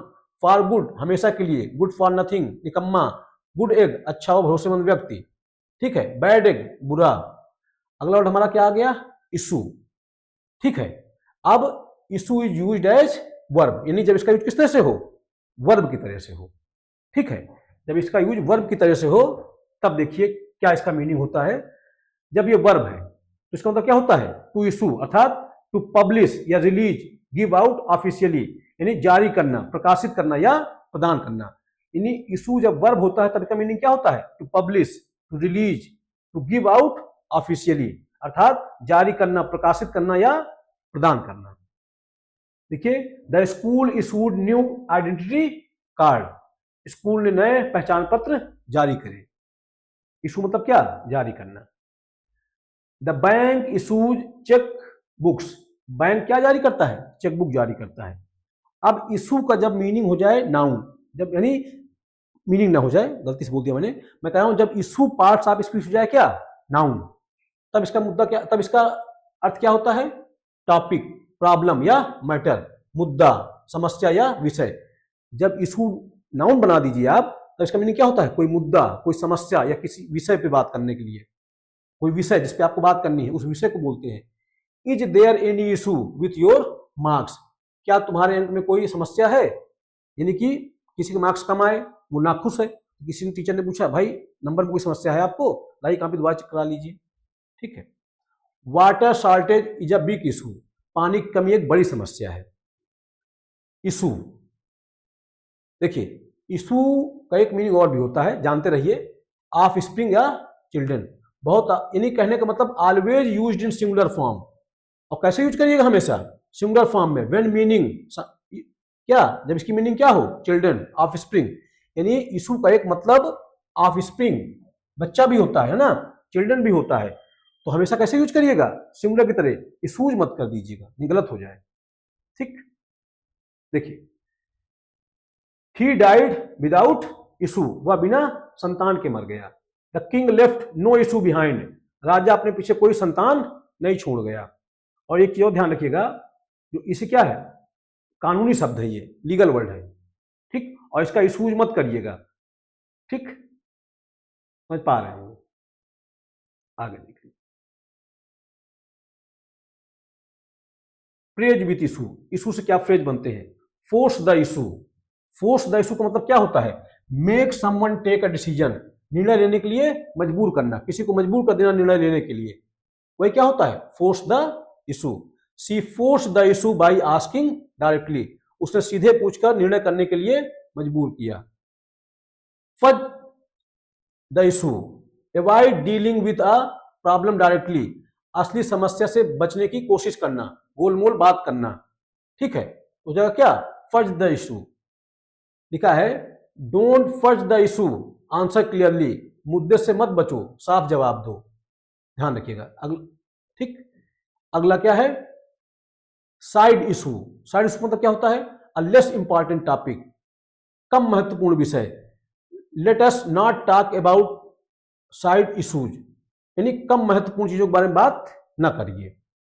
अगला क्या है हमारा, एट इशू, इसका क्या मतलब होता है, अंडर डिसीजन, बीइंग डिबेटेड, जो मुद्दा अभी चर्चा में है, यानी अंडर डिस्कशन, जो चीज अभी चल रही हो, जो मुद्दा अभी चर्चा में हो। The policy change is the main point at issue, यानी नीति परिवर्तन मुख्य मुद्दा है जिस पर चर्चा हो रही है। तो एट इशू मतलब क्या होता है, जो मुद्दा अभी चर्चा में हो, अंडर डिस्कशन, या बीइंग डिबेटेड, या जिस पे डिबेट हो रही हो। ठीक, अंडर डिस्कशन या बीइंग डिबेटेड, इस पे डिबेट की जा रही हो।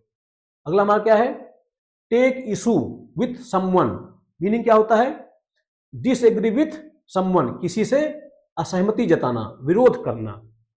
ठीक है, लिखा है, I take issue with your opinion, मैं आपकी राय से असहमत हूं। तो टेक इशू विथ समवन, इसका मतलब क्या है, किसी से असहमति जताना, विरोध करना। फिर क्या है, make an issue of, make an issue of, इसका मतलब क्या होता है, छोटी चीज को बड़ा मुद्दा बना देना। ठीक, ग्रेट अ स्मॉल मैटर, यानी छोटे मैटर क्या कर देना, विशाल बना देना। ठीक है, आगे देख लीजिए। फिर लिखा है, to make a mountain out of molehill, तिल का ताड़ बनाना, to make a mountain out of molehill, इन तिल का ताड़ बना देना। ठीक है, तो ये सब है हमारा ना। फिर अगला है हमारा क्या, स्टार मीना टी कप, वही बात है, तिल का ताड़ बनाना, तिल का ताड़, दोनों का मीनिंग एक ही है। ठीक है, example, don't make an issue आप स्मॉल मिस्टेक। ठीक, तो don't make an issue of a small mistake, छोटी सी गलती का बड़ा मुद्दा मत बनाओ। ब्यूटी, ब्यूटी माने सुंदरता, अनकाउंटेबल नाउन, ब्यूटीज सुंदर स्त्रियां या लड़कियां, तो काउंटेबल।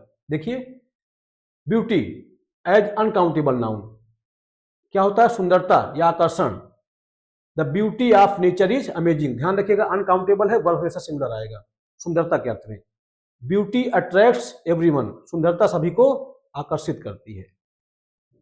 ब्यूटी एज काउंटेबल, जब ब्यूटी को यूज करें कैसे, काउंटेबल के अर्थ में। Used for beautiful girls, women या थिंग्स, नहीं, जब आप ब्यूटी का यूज करते हैं किसके लिए, काउंटेबल की तरह से, तो ब्यूटीफुल गर्ल्स सुंदर लड़कियों के लिए, विमेन महिलाओं के लिए, थिंग्स चीजों के लिए। ठीक है, सिंगुलर में क्या बनेगा, ब्यूटी, यानी एक सुंदर लड़की या एक सुंदर महिला या एक सुंदर चीज, तो ब्यूटी। प्लूरल में क्या, ब्यूटीज, ध्यान रखिएगा। लेकिन जब ब्यूटी अनकाउंटेबल नाउन है तो कभी प्लूरल मत कर दीजिएगा। ठीक, सुंदर लड़की, सुंदर महिला या सुंदर चीज के अर्थ में आप ब्यूटी का प्लूरल ब्यूटीज कर दीजिए, कोई दिक्कत नहीं। सी इज अ ग्रेट ब्यूटी, वह अत्यंत सुंदर लड़की है। ठीक, यहां लड़की के सेंस में आया है। Many beauties participated in contest, कई सुंदर लड़कियों ने प्रतियोगिता में भाग लिया। फ्रेजेज विद ब्यूटी, ब्यूटी के साथ क्या क्या फ्रेज आते हैं, beauty lies in the eyes of beholder. ठीक, ये फ्रेज है, इसका मतलब क्या होता है, beauty is felt differently by each person, यानी कि सुंदरता हर व्यक्ति के लिए अलग अलग होती है। ठीक है, हर व्यक्ति की पसंद अलग अलग होती है, सुंदरता देखने वाले की नजर में होती है। You may not like it but I find beauty in it, beauty lies in the eyes of the beholder, तुम्हें पसंद ना आए, मेरी नजर में यह सुंदर है, सुंदरता देखने वाले की नजर में होती है।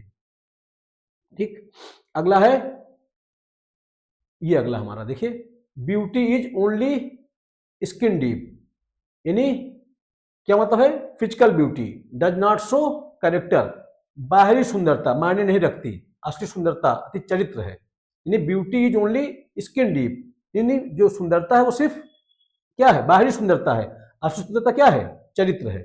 इसका मतलब हो गया physical beauty does not show character. जैसे मान लीजिए कोई आदमी, देखिए beauty is only skin deep का मतलब क्या है, कोई आदमी देखने में बड़ा सुंदर है तो इसका ये मतलब नहीं कि वो उसकी अंतरात्मा से भी सुंदर होगा, इसका यही मतलब होता है कि physical beauty does not show character, अर्थात बाहरी सुंदरता जो है किसी का चरित्र नहीं बताती है, इसका ये मतलब होता है। देखिए लिखा है, a kind hearted shows true beauty, beauty is only skin deep, दयालु हृदय ही असली सुंदरता है, बाहरी सुंदरता क्षणिक है। अगली हमारी क्या है, ब्यूटी स्लीप, मीनिंग क्या होता है, sleep that keep you fresh and attractive, ताजगी और सुंदरता बनाए रखने के लिए पर्याप्त नींद, नहीं ब्यूटी स्लीप का क्या होता है, पर्याप्त नींद, उसके बाद आप तरोताजा महसूस करें। ठीक, I need my beauty sleep before the big day, यानी मुझे कल के बड़े दिन से पहले अच्छी नींद चाहिए, यानी कल कोई बड़ा काम है आपको तो आपने कहा आज मुझे अच्छे से सोना है, तो ऐसी नींद हो गई ब्यूटी स्लीप। अगला देखिए, जो तो अभी तक पढ़ा आपने, इशू नाउन समस्या या मुद्दा, this is a big issue, issue noun संतान के सेंस में, ही डाइड विदाउट इशू, ठीक है, और कभी इशू मत कर दीजिएगा संतान के सेंस में। इशू वर्ब जारी करना, issue the notice, beauty uncountable सुंदरता, ब्यूटी काउंटेबल सुंदर लड़की, सी इज अ ब्यूटी, सब ब्यूटी अनकाउंटेबल नाउन सुंदरता, ये पढ़ा दिया मैंने, है ना। ब्यूटीज प्लूरल नाउन सुंदर लड़कियां। अब देखिए, आप इसको जानते हैं, खूब चर्चा की है इसकी मैंने आपको।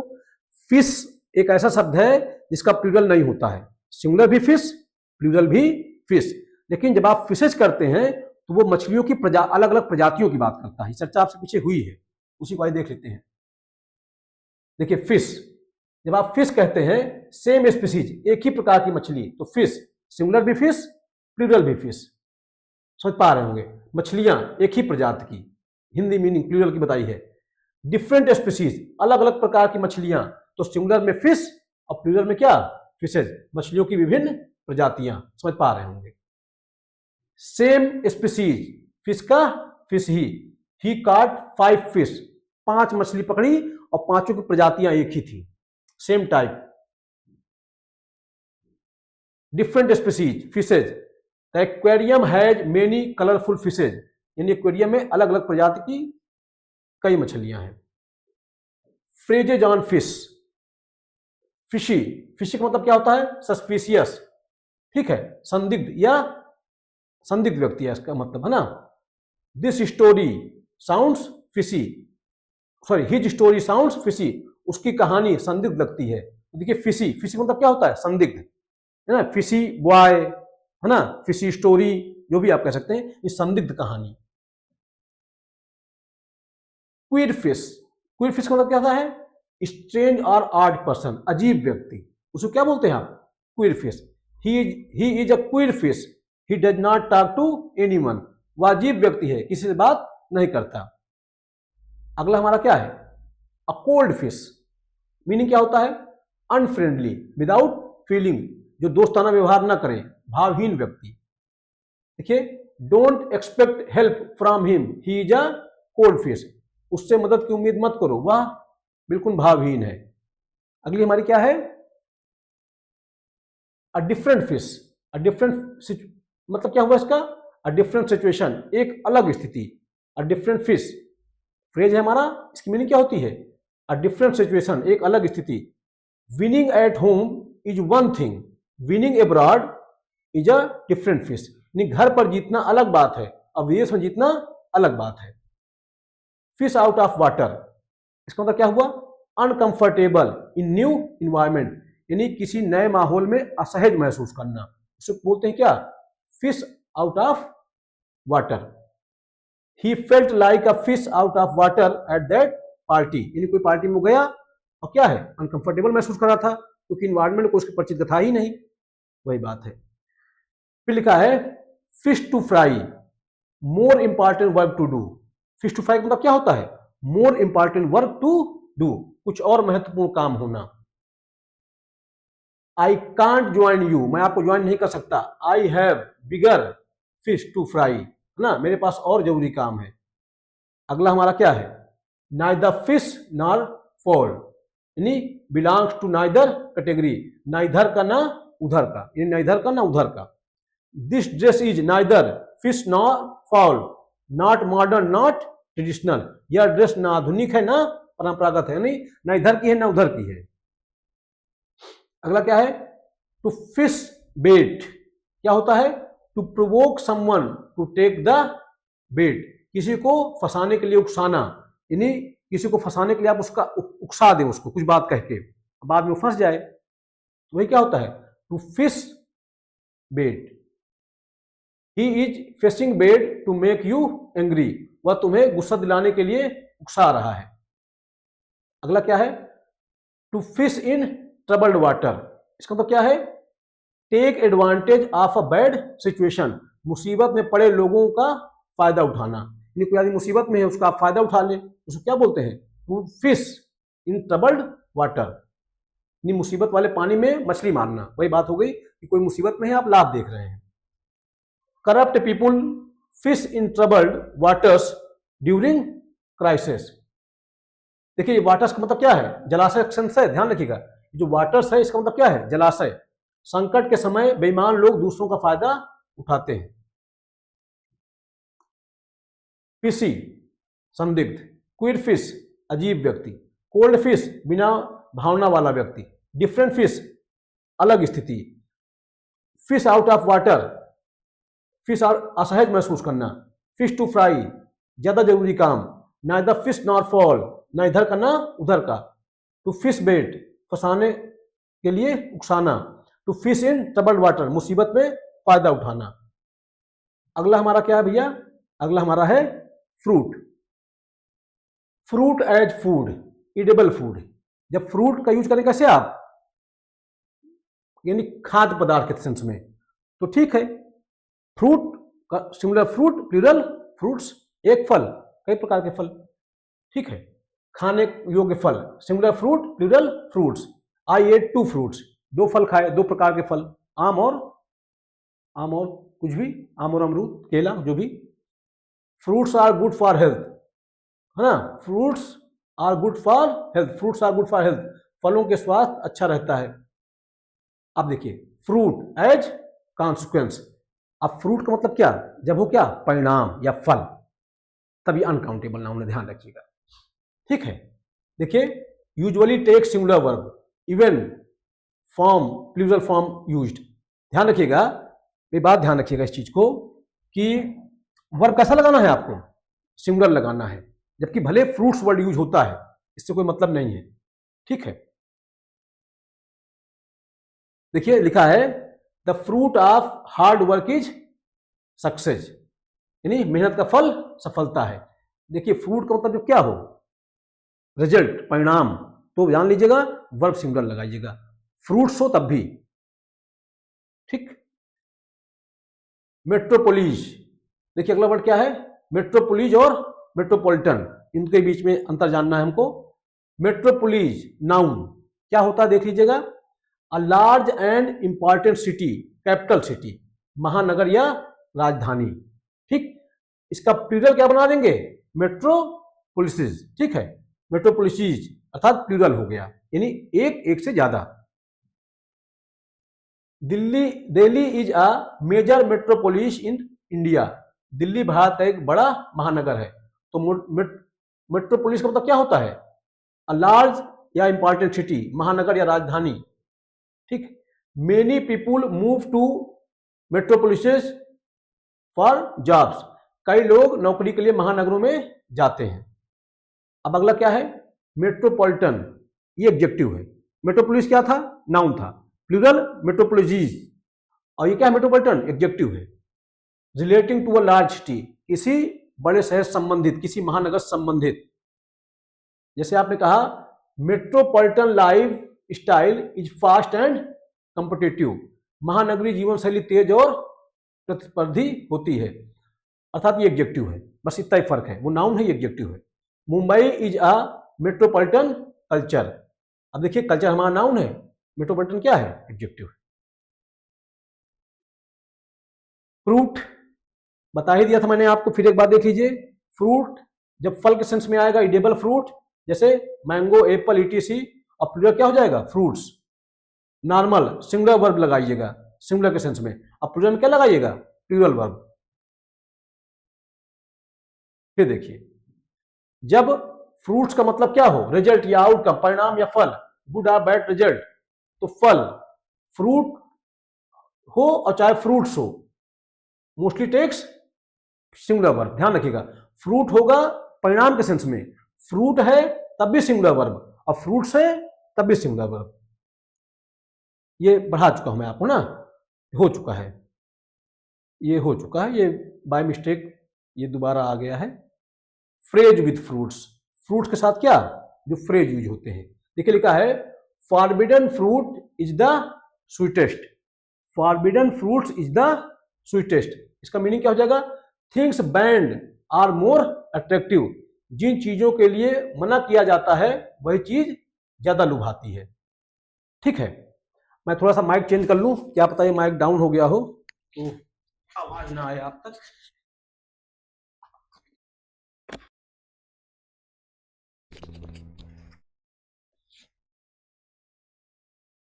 आइए देखिए, हम लोग क्या पढ़ रहे थे, फ्रेजेज है ना, with fruit, forbidden fruit is the sweetest, पहला फ्रेज हमारा forbidden fruit is the sweetest, meaning क्या होती है, things banned are more attractive, जिन चीजों के लिए मना किया जाता है वह ज्यादा लुभाती हैं। देखिए, children often want forbidden fruit like late night TV, बच्चे अक्सर रात में टीवी देखते हैं, देखने जैसी मना की गई चीजें चाहते हैं। ठीक, इसका मतलब क्या हो गया, forbidden fruit is the sweetest, यानी जिस चीज को मना की जाए उस चीज को ज्यादा, वो चीज ज्यादा लुभाती है। अगला हमारा क्या है, बियर फ्रूट, मतलब क्या होता है, गिव गुड रिजल्ट, यानी कि अच्छा फल देना, सफल हो जाना। Your effort will soon bear fruit, तुम्हारी मेहनत जल्द ही फल देगी। बियर फ्रूट का मतलब क्या होता है, फल देना, सफल होना, गिव गुड रिजल्ट, जल्दी ही अच्छे परिणाम आना, ये कनेक्शन है। अगला क्या है, बिटर फ्रूट, इसका मतलब क्या होता है, निगेटिव रिजल्ट, नकारात्मक परिणाम आना, बुरा परिणाम आना। चीटिंग में give bitter fruit later, cheating यदि धोखा देना आगे चलकर बुरा परिणाम दे सकती है। अगला हमारा क्या है, लो हैंगिंग फ्रूट्स, इसका मतलब क्या है, द इजिएस्ट टास्क और इजिएस्ट पर्सन टू टारगेट, यानी जो सबसे इजिएस्ट हो, इजी टास्क हो, आसान शिकार जिसको बोलते हैं आप वास्तव में, जिसे सबसे आसानी से पाया जा सके, आसान शिकार। देखिए, ही targets low hanging fruits for quick profit, वह जल्दी लाभ के लिए आसान लोगों को निशाना बनाता है, यानी जो लोग कमजोर हैं उनको निशाना बनाता है, जो लोग आसानी से फंस जाए उनको निशाना बनाता है। Solve the low hanging fruit questions first, यानी कि जो क्या है, जो सवाल आसान है उनको पहले कर डालो, ये भाव है। देख लीजिए भैया, मेट्रोपोलिस महानगर, नाउन बिग सिटी, मेट्रोपोलिस महानगरों, ये प्लूरल हो गया, और मेट्रोपॉलिटन महानगरी एडजेक्टिव हो गया। फ्रूट फल, परिणाम, बोथ फूड एंड रिजल्ट, यानी कि फ्रूट यूज करते हैं, फ्रूट शब्द यूज होता है फल के लिए भी और परिणाम के लिए भी, रिजल्ट के लिए भी। फ्रूट्स फलों की किस्में, प्लूरल, ध्यान रखिएगा, समझ पा रहे होंगे मेरी बात, ठीक है। अगला देखिए, फॉरबिडन फ्रूट क्या होता है, बैंड थिंग्स लुक्स अट्रैक्टिव, यानी जिन चीजों बैंड किया जाता है वो अच्छी प्रतीत होती हैं। बियर फ्रूट फल देना, ठीक, गिव सक्सेस, बिटर फ्रूट, बुरा परिणाम। ठीक। और एक चीज ध्यान रखिएगा, फ्रूट का यूज जब परिणाम के सेंस में हो तो वर्ब कैसा लगाना है आपको, सिंगुलर लगाना है, ध्यान रखिएगा। बियर फ्रूट, फल देना, गिव सक्सेस। बिटर फ्रूट, बुरा परिणाम। लो हैंगिंग फ्रूट, आसान लक्ष्य। हेयर, आप जानते हैं, मैंने बता रखा है, जब बालों को एक साथ लेते हैं तो अनकाउंटेबल है, जब बालों को आप अलग अलग करते हैं तो फिर वो काउंटेबल है, उसका सिंगुलर भी बनेगा और प्लूरल भी बनेगा। और जब बालों को आप एक साथ लेंगे तब वो अनकाउंटेबल है, और ऐसी स्थिति में उसका प्लूरल ना करें और वर्ब हमेशा सिंगुलर लगाएं। ठीक है। Hair as a general word used when talking about hair on the head और general body, always singular in form. Singular करना ठीक नहीं है, अनकाउंटेबल करना ठीक है, क्योंकि जब बालों को एक साथ लेते हैं तब ये क्या है, अनकाउंटेबल है। वर्ब क्या लगाइएगा, सिंगुलर लगाइएगा। और कभी हेयर का प्लूरल हेयर्स मत करिएगा, लेकिन जब बालों को आप अलग अलग करिएगा तो फिर काउंटेबल भी है। मैंने पढ़ाया था पीछे।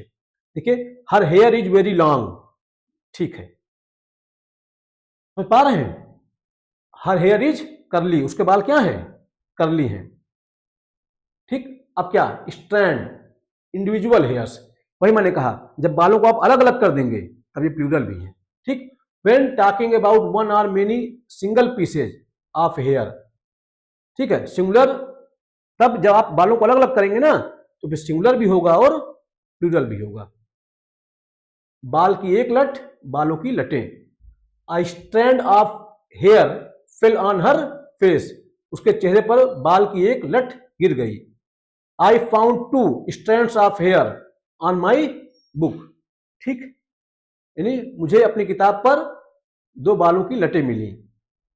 अब यूजेज ऑफ हेयर्स, देखिए मैं बताया था, होता है। ठीक है, हेयर्स इज रेयर, यानी जो वर्ड है हेयर्स, इसका यूज रेयरली होता है, मगर होता है, ध्यान रखिएगा। Is used when here is counted separately for medical forensic report reasons. मैंने बताया आपको, जब बालों को आप अलग अलग लेंगे तो फिर ध्यान रखिएगा, हेयर का हेयर्स होता है, कोई दिक्कत वाली बात नहीं है। ठीक है। और बाकी बालों को प्लूरल दिखाने के लिए आप स्ट्रैंड वर्ड का भी यूज करते हैं। ठीक है, इसी का प्रयोग बना दीजिए। यहां हेयर किया इन्होंने, स्ट्रैंड। ठीक है। अब देखिए, I lost several hairs during the treatment, यानी इलाज के दौरान उसने कई बाल झड़ गए। इडियम फ्रेजेज विथ हेयर क्या है, टू स्प्लिट हेयर, इसका मतलब क्या है, argue over small and unimportant differences, बाल की खाल निकालना, बहुत छोटी बात पर बहस करना। इसका मतलब क्या होता है, छोटी छोटी बात पर बहस करना, है ना। Argue over small and unimportant differences. लिखा है don't split hairs, answer the question simply, बाल की खाल मत निकालो, सीधा जवाब दो। ठीक है। Turn a hair, show fear और एक्साइटमेंट, डरना या घबराना या भाव दिखाना। टर्न अ फियर का मतलब क्या होता है, डरना या घबराना या भाव दिखाना। She didn't turn a fear during the accident, दुर्घटना के दौरान उसने बिल्कुल नहीं घबराई, है ना, वह बिल्कुल नहीं घबराई, है ना। देखिए, डरना या घबराना, टर्न अ फियर यानी भाव दिखाना, शो फियर और एक्साइटमेंट। तो she did not turn a fear, यानी वो घबराई नहीं, डिड नॉट लग गया ना, इसका मतलब नहीं घबराई, ड्यूरिंग द एक्सीडेंट, दुर्घटना के दौरान। Get in one's hair, irritate someone, किसी को परेशान करना, उसके लिए क्या यूज करते हैं आप, गेट इन वंस हेयर, परेशान करना, तंग करना। देखिए, stop getting in my hair, I am studying, मुझे तंग मत करो, मैं पढ़ रहा हूं। तो ठीक, क्या हो गया, गेट इन वंस हेयर, है ना। अगला हमारा क्या है, let one's hair down, relax and enjoy freely, आराम करना, बिना चिंता के आनंद लेना। After exam let your hair down and enjoy, परीक्षाओं के बाद आराम करो और मजे लो। अगला हमारा है tear one's hair out, meaning क्या होती है, so worry, stress and frustration, चिंता में बाल नोचना, बहुत परेशान होना। तो tear one's hair out, tear one's hair out यानी अपने बाल नोच लेना, वही बात है ना। तो she tore her hair out over the unpaid bills, bill नहीं भर पाए तो वह चिंता में बाल नोचने लगी, अर्थात परेशान हो गई, बहुत परेशान होने लग गई। ठीक है, अगला हमारा क्या है, हेयर शूट। देखिए, a big hairy person and animal, बालों से भरा हुआ बहुत बाल वाला व्यक्ति।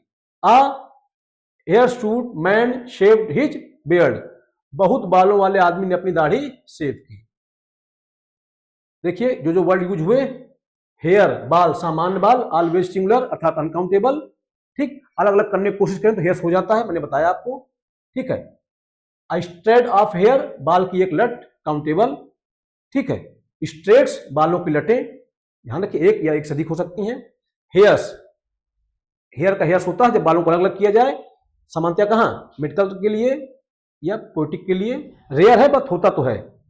स्प्लिट हेयर, बाल की खाल निकालना, माइनर आर्ग्यूमेंट। ठीक है, गेट इन वंस हेयर, परेशान करना, किसी को इरिटेट करना। लेट वंस हेयर डाउन, आराम करना। टीयर वंस हेयर आउट, बाल नोचना अर्थात बहुत परेशान हो जाना।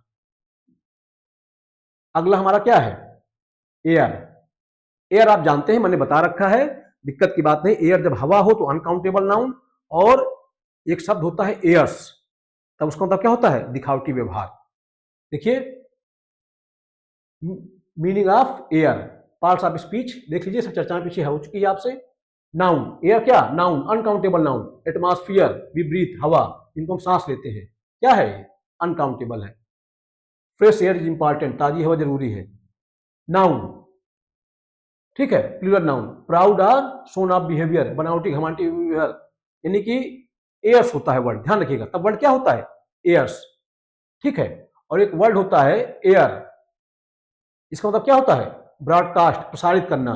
दे एयर न्यूज, यानी वो रोज खबर देते हैं। यानी कि एयर का, देखिए, एयर हवा, एयर वर्ब भी होता है जिसका मतलब क्या होता है, प्रसारित करना, और एयर्स मतलब दिखावटी व्यवहार, सब अलग अलग वर्ड हैं। ठीक, देखिए, वर्ब में किसका मीनिंग क्या होता है, प्रसारित करना। दे एयर न्यूज डेली, वे रोज खबर प्रसारित करते हैं। ठीक है, और उसका फिर आप जानते हैं, वर्ब के अनुसार सिंगुलर प्लूरल की तरह यूज कर लीजिए, वर्ब की first form, third form, fifth form, जो भी आवश्यकता अनुसार। ठीक है, वर्ब की एसेस, ब्रॉडकास्ट, प्रसारित करता है। ही एयर्स हिज व्यूज ऑनलाइन, वो अपने विचार प्रसारित करता है। थर्ड फॉर्म भी लगा सकते हैं आप, दे एयर द मैच, उन्होंने मैच प्रसारित किया। जब वर्ब है तो फिर आप चाहे जिस तरह यूज करिए, क्या ही दिक्कत है। Phrase with air, phrase with air, air के साथ क्या, phrase. To give one's, to give oneself air, except proudly, show superiority, यानी घमंड करना, खुद को बड़ा समझना। She gives herself airs after winning the prize, नाम जीतने के बाद वह घमंड करने लगी। इन द एयर, ये भी फ्रेज होता है, इसका मतलब क्या होता है, wide spread, everyone is talking about, प्रचलित होना, यानी जिसके बारे में खूब चर्चा हो, उसको बोलते हैं क्या, in the air. Excitement is in the air during festival, त्योहारों के चारों तरफ उत्साह छाया रहता है। तो इन द एयर का मतलब क्या है, प्रचलित होना, खूब हवा में चलना, मतलब हवा में चर्चा, यानी चारों ओर चर्चा हो, वैसा ही माहौल बना हो, उसी को बोलते हैं क्या, in the air. Up in the air क्या होता है, अनडिसाइडेड या अनसर्टेन, अनिश्चित, तय न होना। The plan is still up in the air, योजना भी तय नहीं है। फिर अगला क्या है हमारा, इनटू थिन एयर, मीनिंग क्या होता है, disappear completely, without a trace, अचानक गायब हो जाना, क्या होता है, into thin air. The keys disappeared into thin air, चाबियां अचानक गायब हो गई। अगला हमारा क्या है, clear the air. Clear the air का मतलब क्या होता है, रिमूव मिसअंडरस्टैंडिंग, यानी गलत फहमी क्या कर देना, दूर कर देना। We talked to clear the airs, हमने बात की ताकि गलत फहमियां दूर हो। अगला क्या है हमारा, of the air. Of the air का मतलब क्या है, नॉट बीइंग ब्रॉडकास्ट, प्रसारण बंद होना। जब प्रसारण बंद होना हो, बंद होने के क्षेत्र में क्या लगाइएगा, off the air. The show is off the air this week, यानी इस सप्ताह शो क्या था, बंद था, प्रसारण शो का सप्ताह, शो का प्रसारण क्या था, बंद था।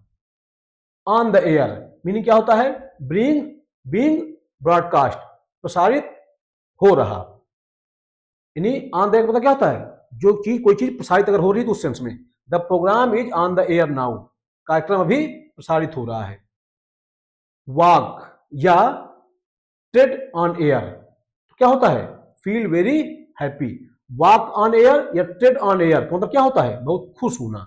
She is walking on air after the promotion, ठीक, यानी वह पदोन्नति के बाद बहुत फूली नहीं समा रही है। क्विक रिवीजन देख लीजिए भाई साहब, देखिए क्या लिखा है, कीप वन सेल्फ एयर, घमंड करना, इन द एयर, प्रचलित या चर्चा में, अप इन द एयर, अनिश्चित, इनटू थिन एयर, गायब हो जाना, क्लियर द एयर, गलतफहमी दूर करना, ठीक है, ऑफ द एयर, प्रसारण बंद होना, है ना, ऑन द एयर, प्रसारण जारी रहना, वॉक ऑन एयर, बहुत खुश होना। अब देखिए कुछ स्लैंग इंग्लिश और फॉर्मल इंग्लिश के बीच में डिफरेंस जान लेते हैं। जो बोलचाल की भाषा हमको लगते ठीक है, पर ग्रामेटिकली वो क्या है, गलत है। और ये टॉपिक फाइनली फिर आज कंप्लीट हो जाना है। देखिए क्या है भैया, देखिए स्लैंग इंग्लिश, अब जैसे आप बोलते हैं ना बुकिश लैंग्वेज, तो बुकिश लैंग्वेज नहीं होता है, ये फ्रेज ही गलत है। बुकिश लैंग्वेज आप क्या यूज करें, थ्योरेटिकल लैंग्वेज। बुकिश लैंग्वेज ठीक शब्द नहीं है, क्या यूज करिएगा आप, theoretical language, meaning language used only in books, highly academic, सैद्धांतिक भाषा। तो बुकिश लैंग्वेज नहीं होता है, क्या होता है वर्ड, थ्योरेटिकल लैंग्वेज। हम बोल देते हैं बुकिश लैंग्वेज, ये ठीक बात नहीं है, कभी मत बोलिएगा, ना यूज करिएगा, क्या बोलिएगा, theoretical language. This topic is full of theoretical language, यह विषय पूरी तरह से सैद्धांतिक भाषा पर भरा है। लिटिल चाइल्ड हम बोल देते हैं, गलत शब्द है, लिटिल चाइल्ड मत बोलिएगा, क्या यूज करिएगा, small child. Little describes emotion, ठीक है, प्री स्मॉल साइज एज, जो लिटिल होता है क्या बताता है, इमोशन को बताता है, ठीक। तो क्या यूज करिएगा आप कहना चाहते हैं छोटा बच्चा, तो क्या बोलिएगा, स्मॉल। आप लिटिल बोल देंगे तो क्या है, लिटिल यहाँ पे इमोशन बता रहा है, ध्यान रखिएगा। आई स्मॉल चाइल्ड नीड्स केयर, छोटे बच्चों को देखभाल की जरूरत होती है। कजिन ब्रदर, कजिन सिस्टर, एकदम गलत है। वर्ड क्या बोलिएगा, कजिन। कजिन का मतलब भी होता है चचेरा फुफेरा, मेरा भाई या बहन। कजिन शब्द में रिलेशन शामिल होता है। जेंडर बताना हो तो ही कजिन या सी कजिन का यूज कर सकते हैं। यानी अगर आप बताना चाहते हैं कि पुरुष है तो ही कजिन कह दीजिए, महिला बताना है तो क्या कह दीजिए, सी कजिन। रेयर यूज होता है पर गलत नहीं है, सही ये भी है, सही है कुल मिला के। ही इज माई कजिन, और मेरा चचेरा मेरा भाई है। देखिए पॉइजनस स्नेक, पॉइजनस स्नेक नहीं होता है, ध्यान रखिएगा, ये वर्ड मत यूज करिएगा। क्या यूज करिएगा, वेनमस स्नेक, है ना, ध्यान रखिएगा। The cobra is a venomous snake, cobra एक विषैला सांप है। तो पॉइजनस स्नेक मत, पॉइजनस स्नेक मत बोलिएगा। अब अगला हमारा क्या है, म्यूचुअल फ्रेंड, ध्यान रखिएगा, म्यूचुअल फ्रेंड जैसा वर्ड मत यूज करिएगा। वर्ड क्या होता है, कॉमन फ्रेंड, ठीक। Rahul is our common friend. Lady doctor, बिल्कुल नहीं, लेडी शब्द का प्रयोग जेंडर बताने के लिए नहीं किया जाता है, वुमेन शब्द का यूज होता है। क्या लगाइएगा आप, women doctor. She is a women doctor. Lady nurse, गलत, क्या करिएगा, सिर्फ nurse. Nurse is already gender neutral, है ना। My aunt is a nurse, ठीक है। मैन फ्रेंड, मैन फ्रेंड शब्द नहीं होता है भैया, क्या होता है, मेल फ्रेंड, ध्यान रखिएगा। He is her male friend. Women friend गलत शब्द है, क्या होता है, फीमेल फ्रेंड, ध्यान रखिएगा। She is my female friend. Male toilet, wrong, क्या करिएगा, मेंस टॉयलेट। ये सब वर्ड है, स्लैंग लैंग्वेज, हम बोलते हैं सही लगता है पर होती क्या है, गलत, एग्जाम में मत यूज करिएगा। The men's toilet is on the left, पुरुष शौचालय बाएं तरफ है। रियल ब्रदर, रियल ब्रदर नहीं, वर्ड क्या होता है, ब्रदर, ध्यान रखिएगा। सही शब्द है क्या, ब्रदर, उसमें आप सगा भाई है, सही असली भाई है, उस सेंस में आप रियल ब्रदर मत बोल दीजिएगा। ब्रदर शब्द ही असली भाई के लिए है ना, ठीक है। बाकी आप जानते हैं ब्रदरन भाईचारे वाले भाई होते हैं। Real only for clarification in Hindi, real का यूज ना करें, ना कि गलत शब्द। ही इज माई ब्रदर, वह मेरा भाई है, सगा भाई है। इस ब्रदर शब्द का मतलब ही है सगा भाई। देखिए बुकिश स्लैंग लैंग्वेज क्या है, बुकिश लैंग्वेज गलत है, क्या यूज करेगा, फॉर्मल लैंग्वेज क्या यूज करेगा, थ्योरेटिकल लैंग्वेज। लिटिल चाइल्ड नहीं, क्या, small child. Cousin brother sister नहीं, क्या, कजिन। पॉइजनस स्मोक नहीं क्या, वार्मलेस स्मोक, वेनोस स्मोक। म्यूचुअल फ्रेंड नहीं, कॉमन फ्रेंड। लेडी डॉक्टर नहीं, वुमेन डॉक्टर। लेडी नर्स नहीं, नर्स। देखिए नर्स के साथ वुमेन भी मत लगाइएगा, नर्स का मतलब ये है कि वो फीमेल है ना। तो मैन फ्रेंड नहीं, मेल फ्रेंड। वुमेन फ्रेंड नहीं, फीमेल फ्रेंड। मेल टॉयलेट नहीं, मेंस टॉयलेट। ये हो चुका है ना। हाँ हाँ हो गया है ना। ठीक, मेल फ्रेंड नहीं अच्छा हाँ ये देखिए, म्यूचुअल फ्रेंड नहीं क्या, कॉमन फ्रेंड। लेडी डॉक्टर नहीं क्या, वुमेन डॉक्टर। लेडी नर्स नहीं क्या, नर्स। ठीक है, मैन फ्रेंड नहीं क्या, मेल फ्रेंड। वुमेन फ्रेंड नहीं क्या, फीमेल फ्रेंड। मेल टॉयलेट नहीं क्या, मेंस टॉयलेट। रियल ब्रदर नहीं क्या, ब्रदर्स। तो ये कुछ शब्द थे, डिफरेंट नाउन और उनके यूजेज थे, और इस तरह से मैंने इस क्लास को खत्म किया। और आशा करता हूं मेरी बात आपको समझ में आ रही होगी। पढ़ते रहें, अपने स्वास्थ्य का ध्यान रखें। बहुत आभार आप सबका, बहुत धन्यवाद।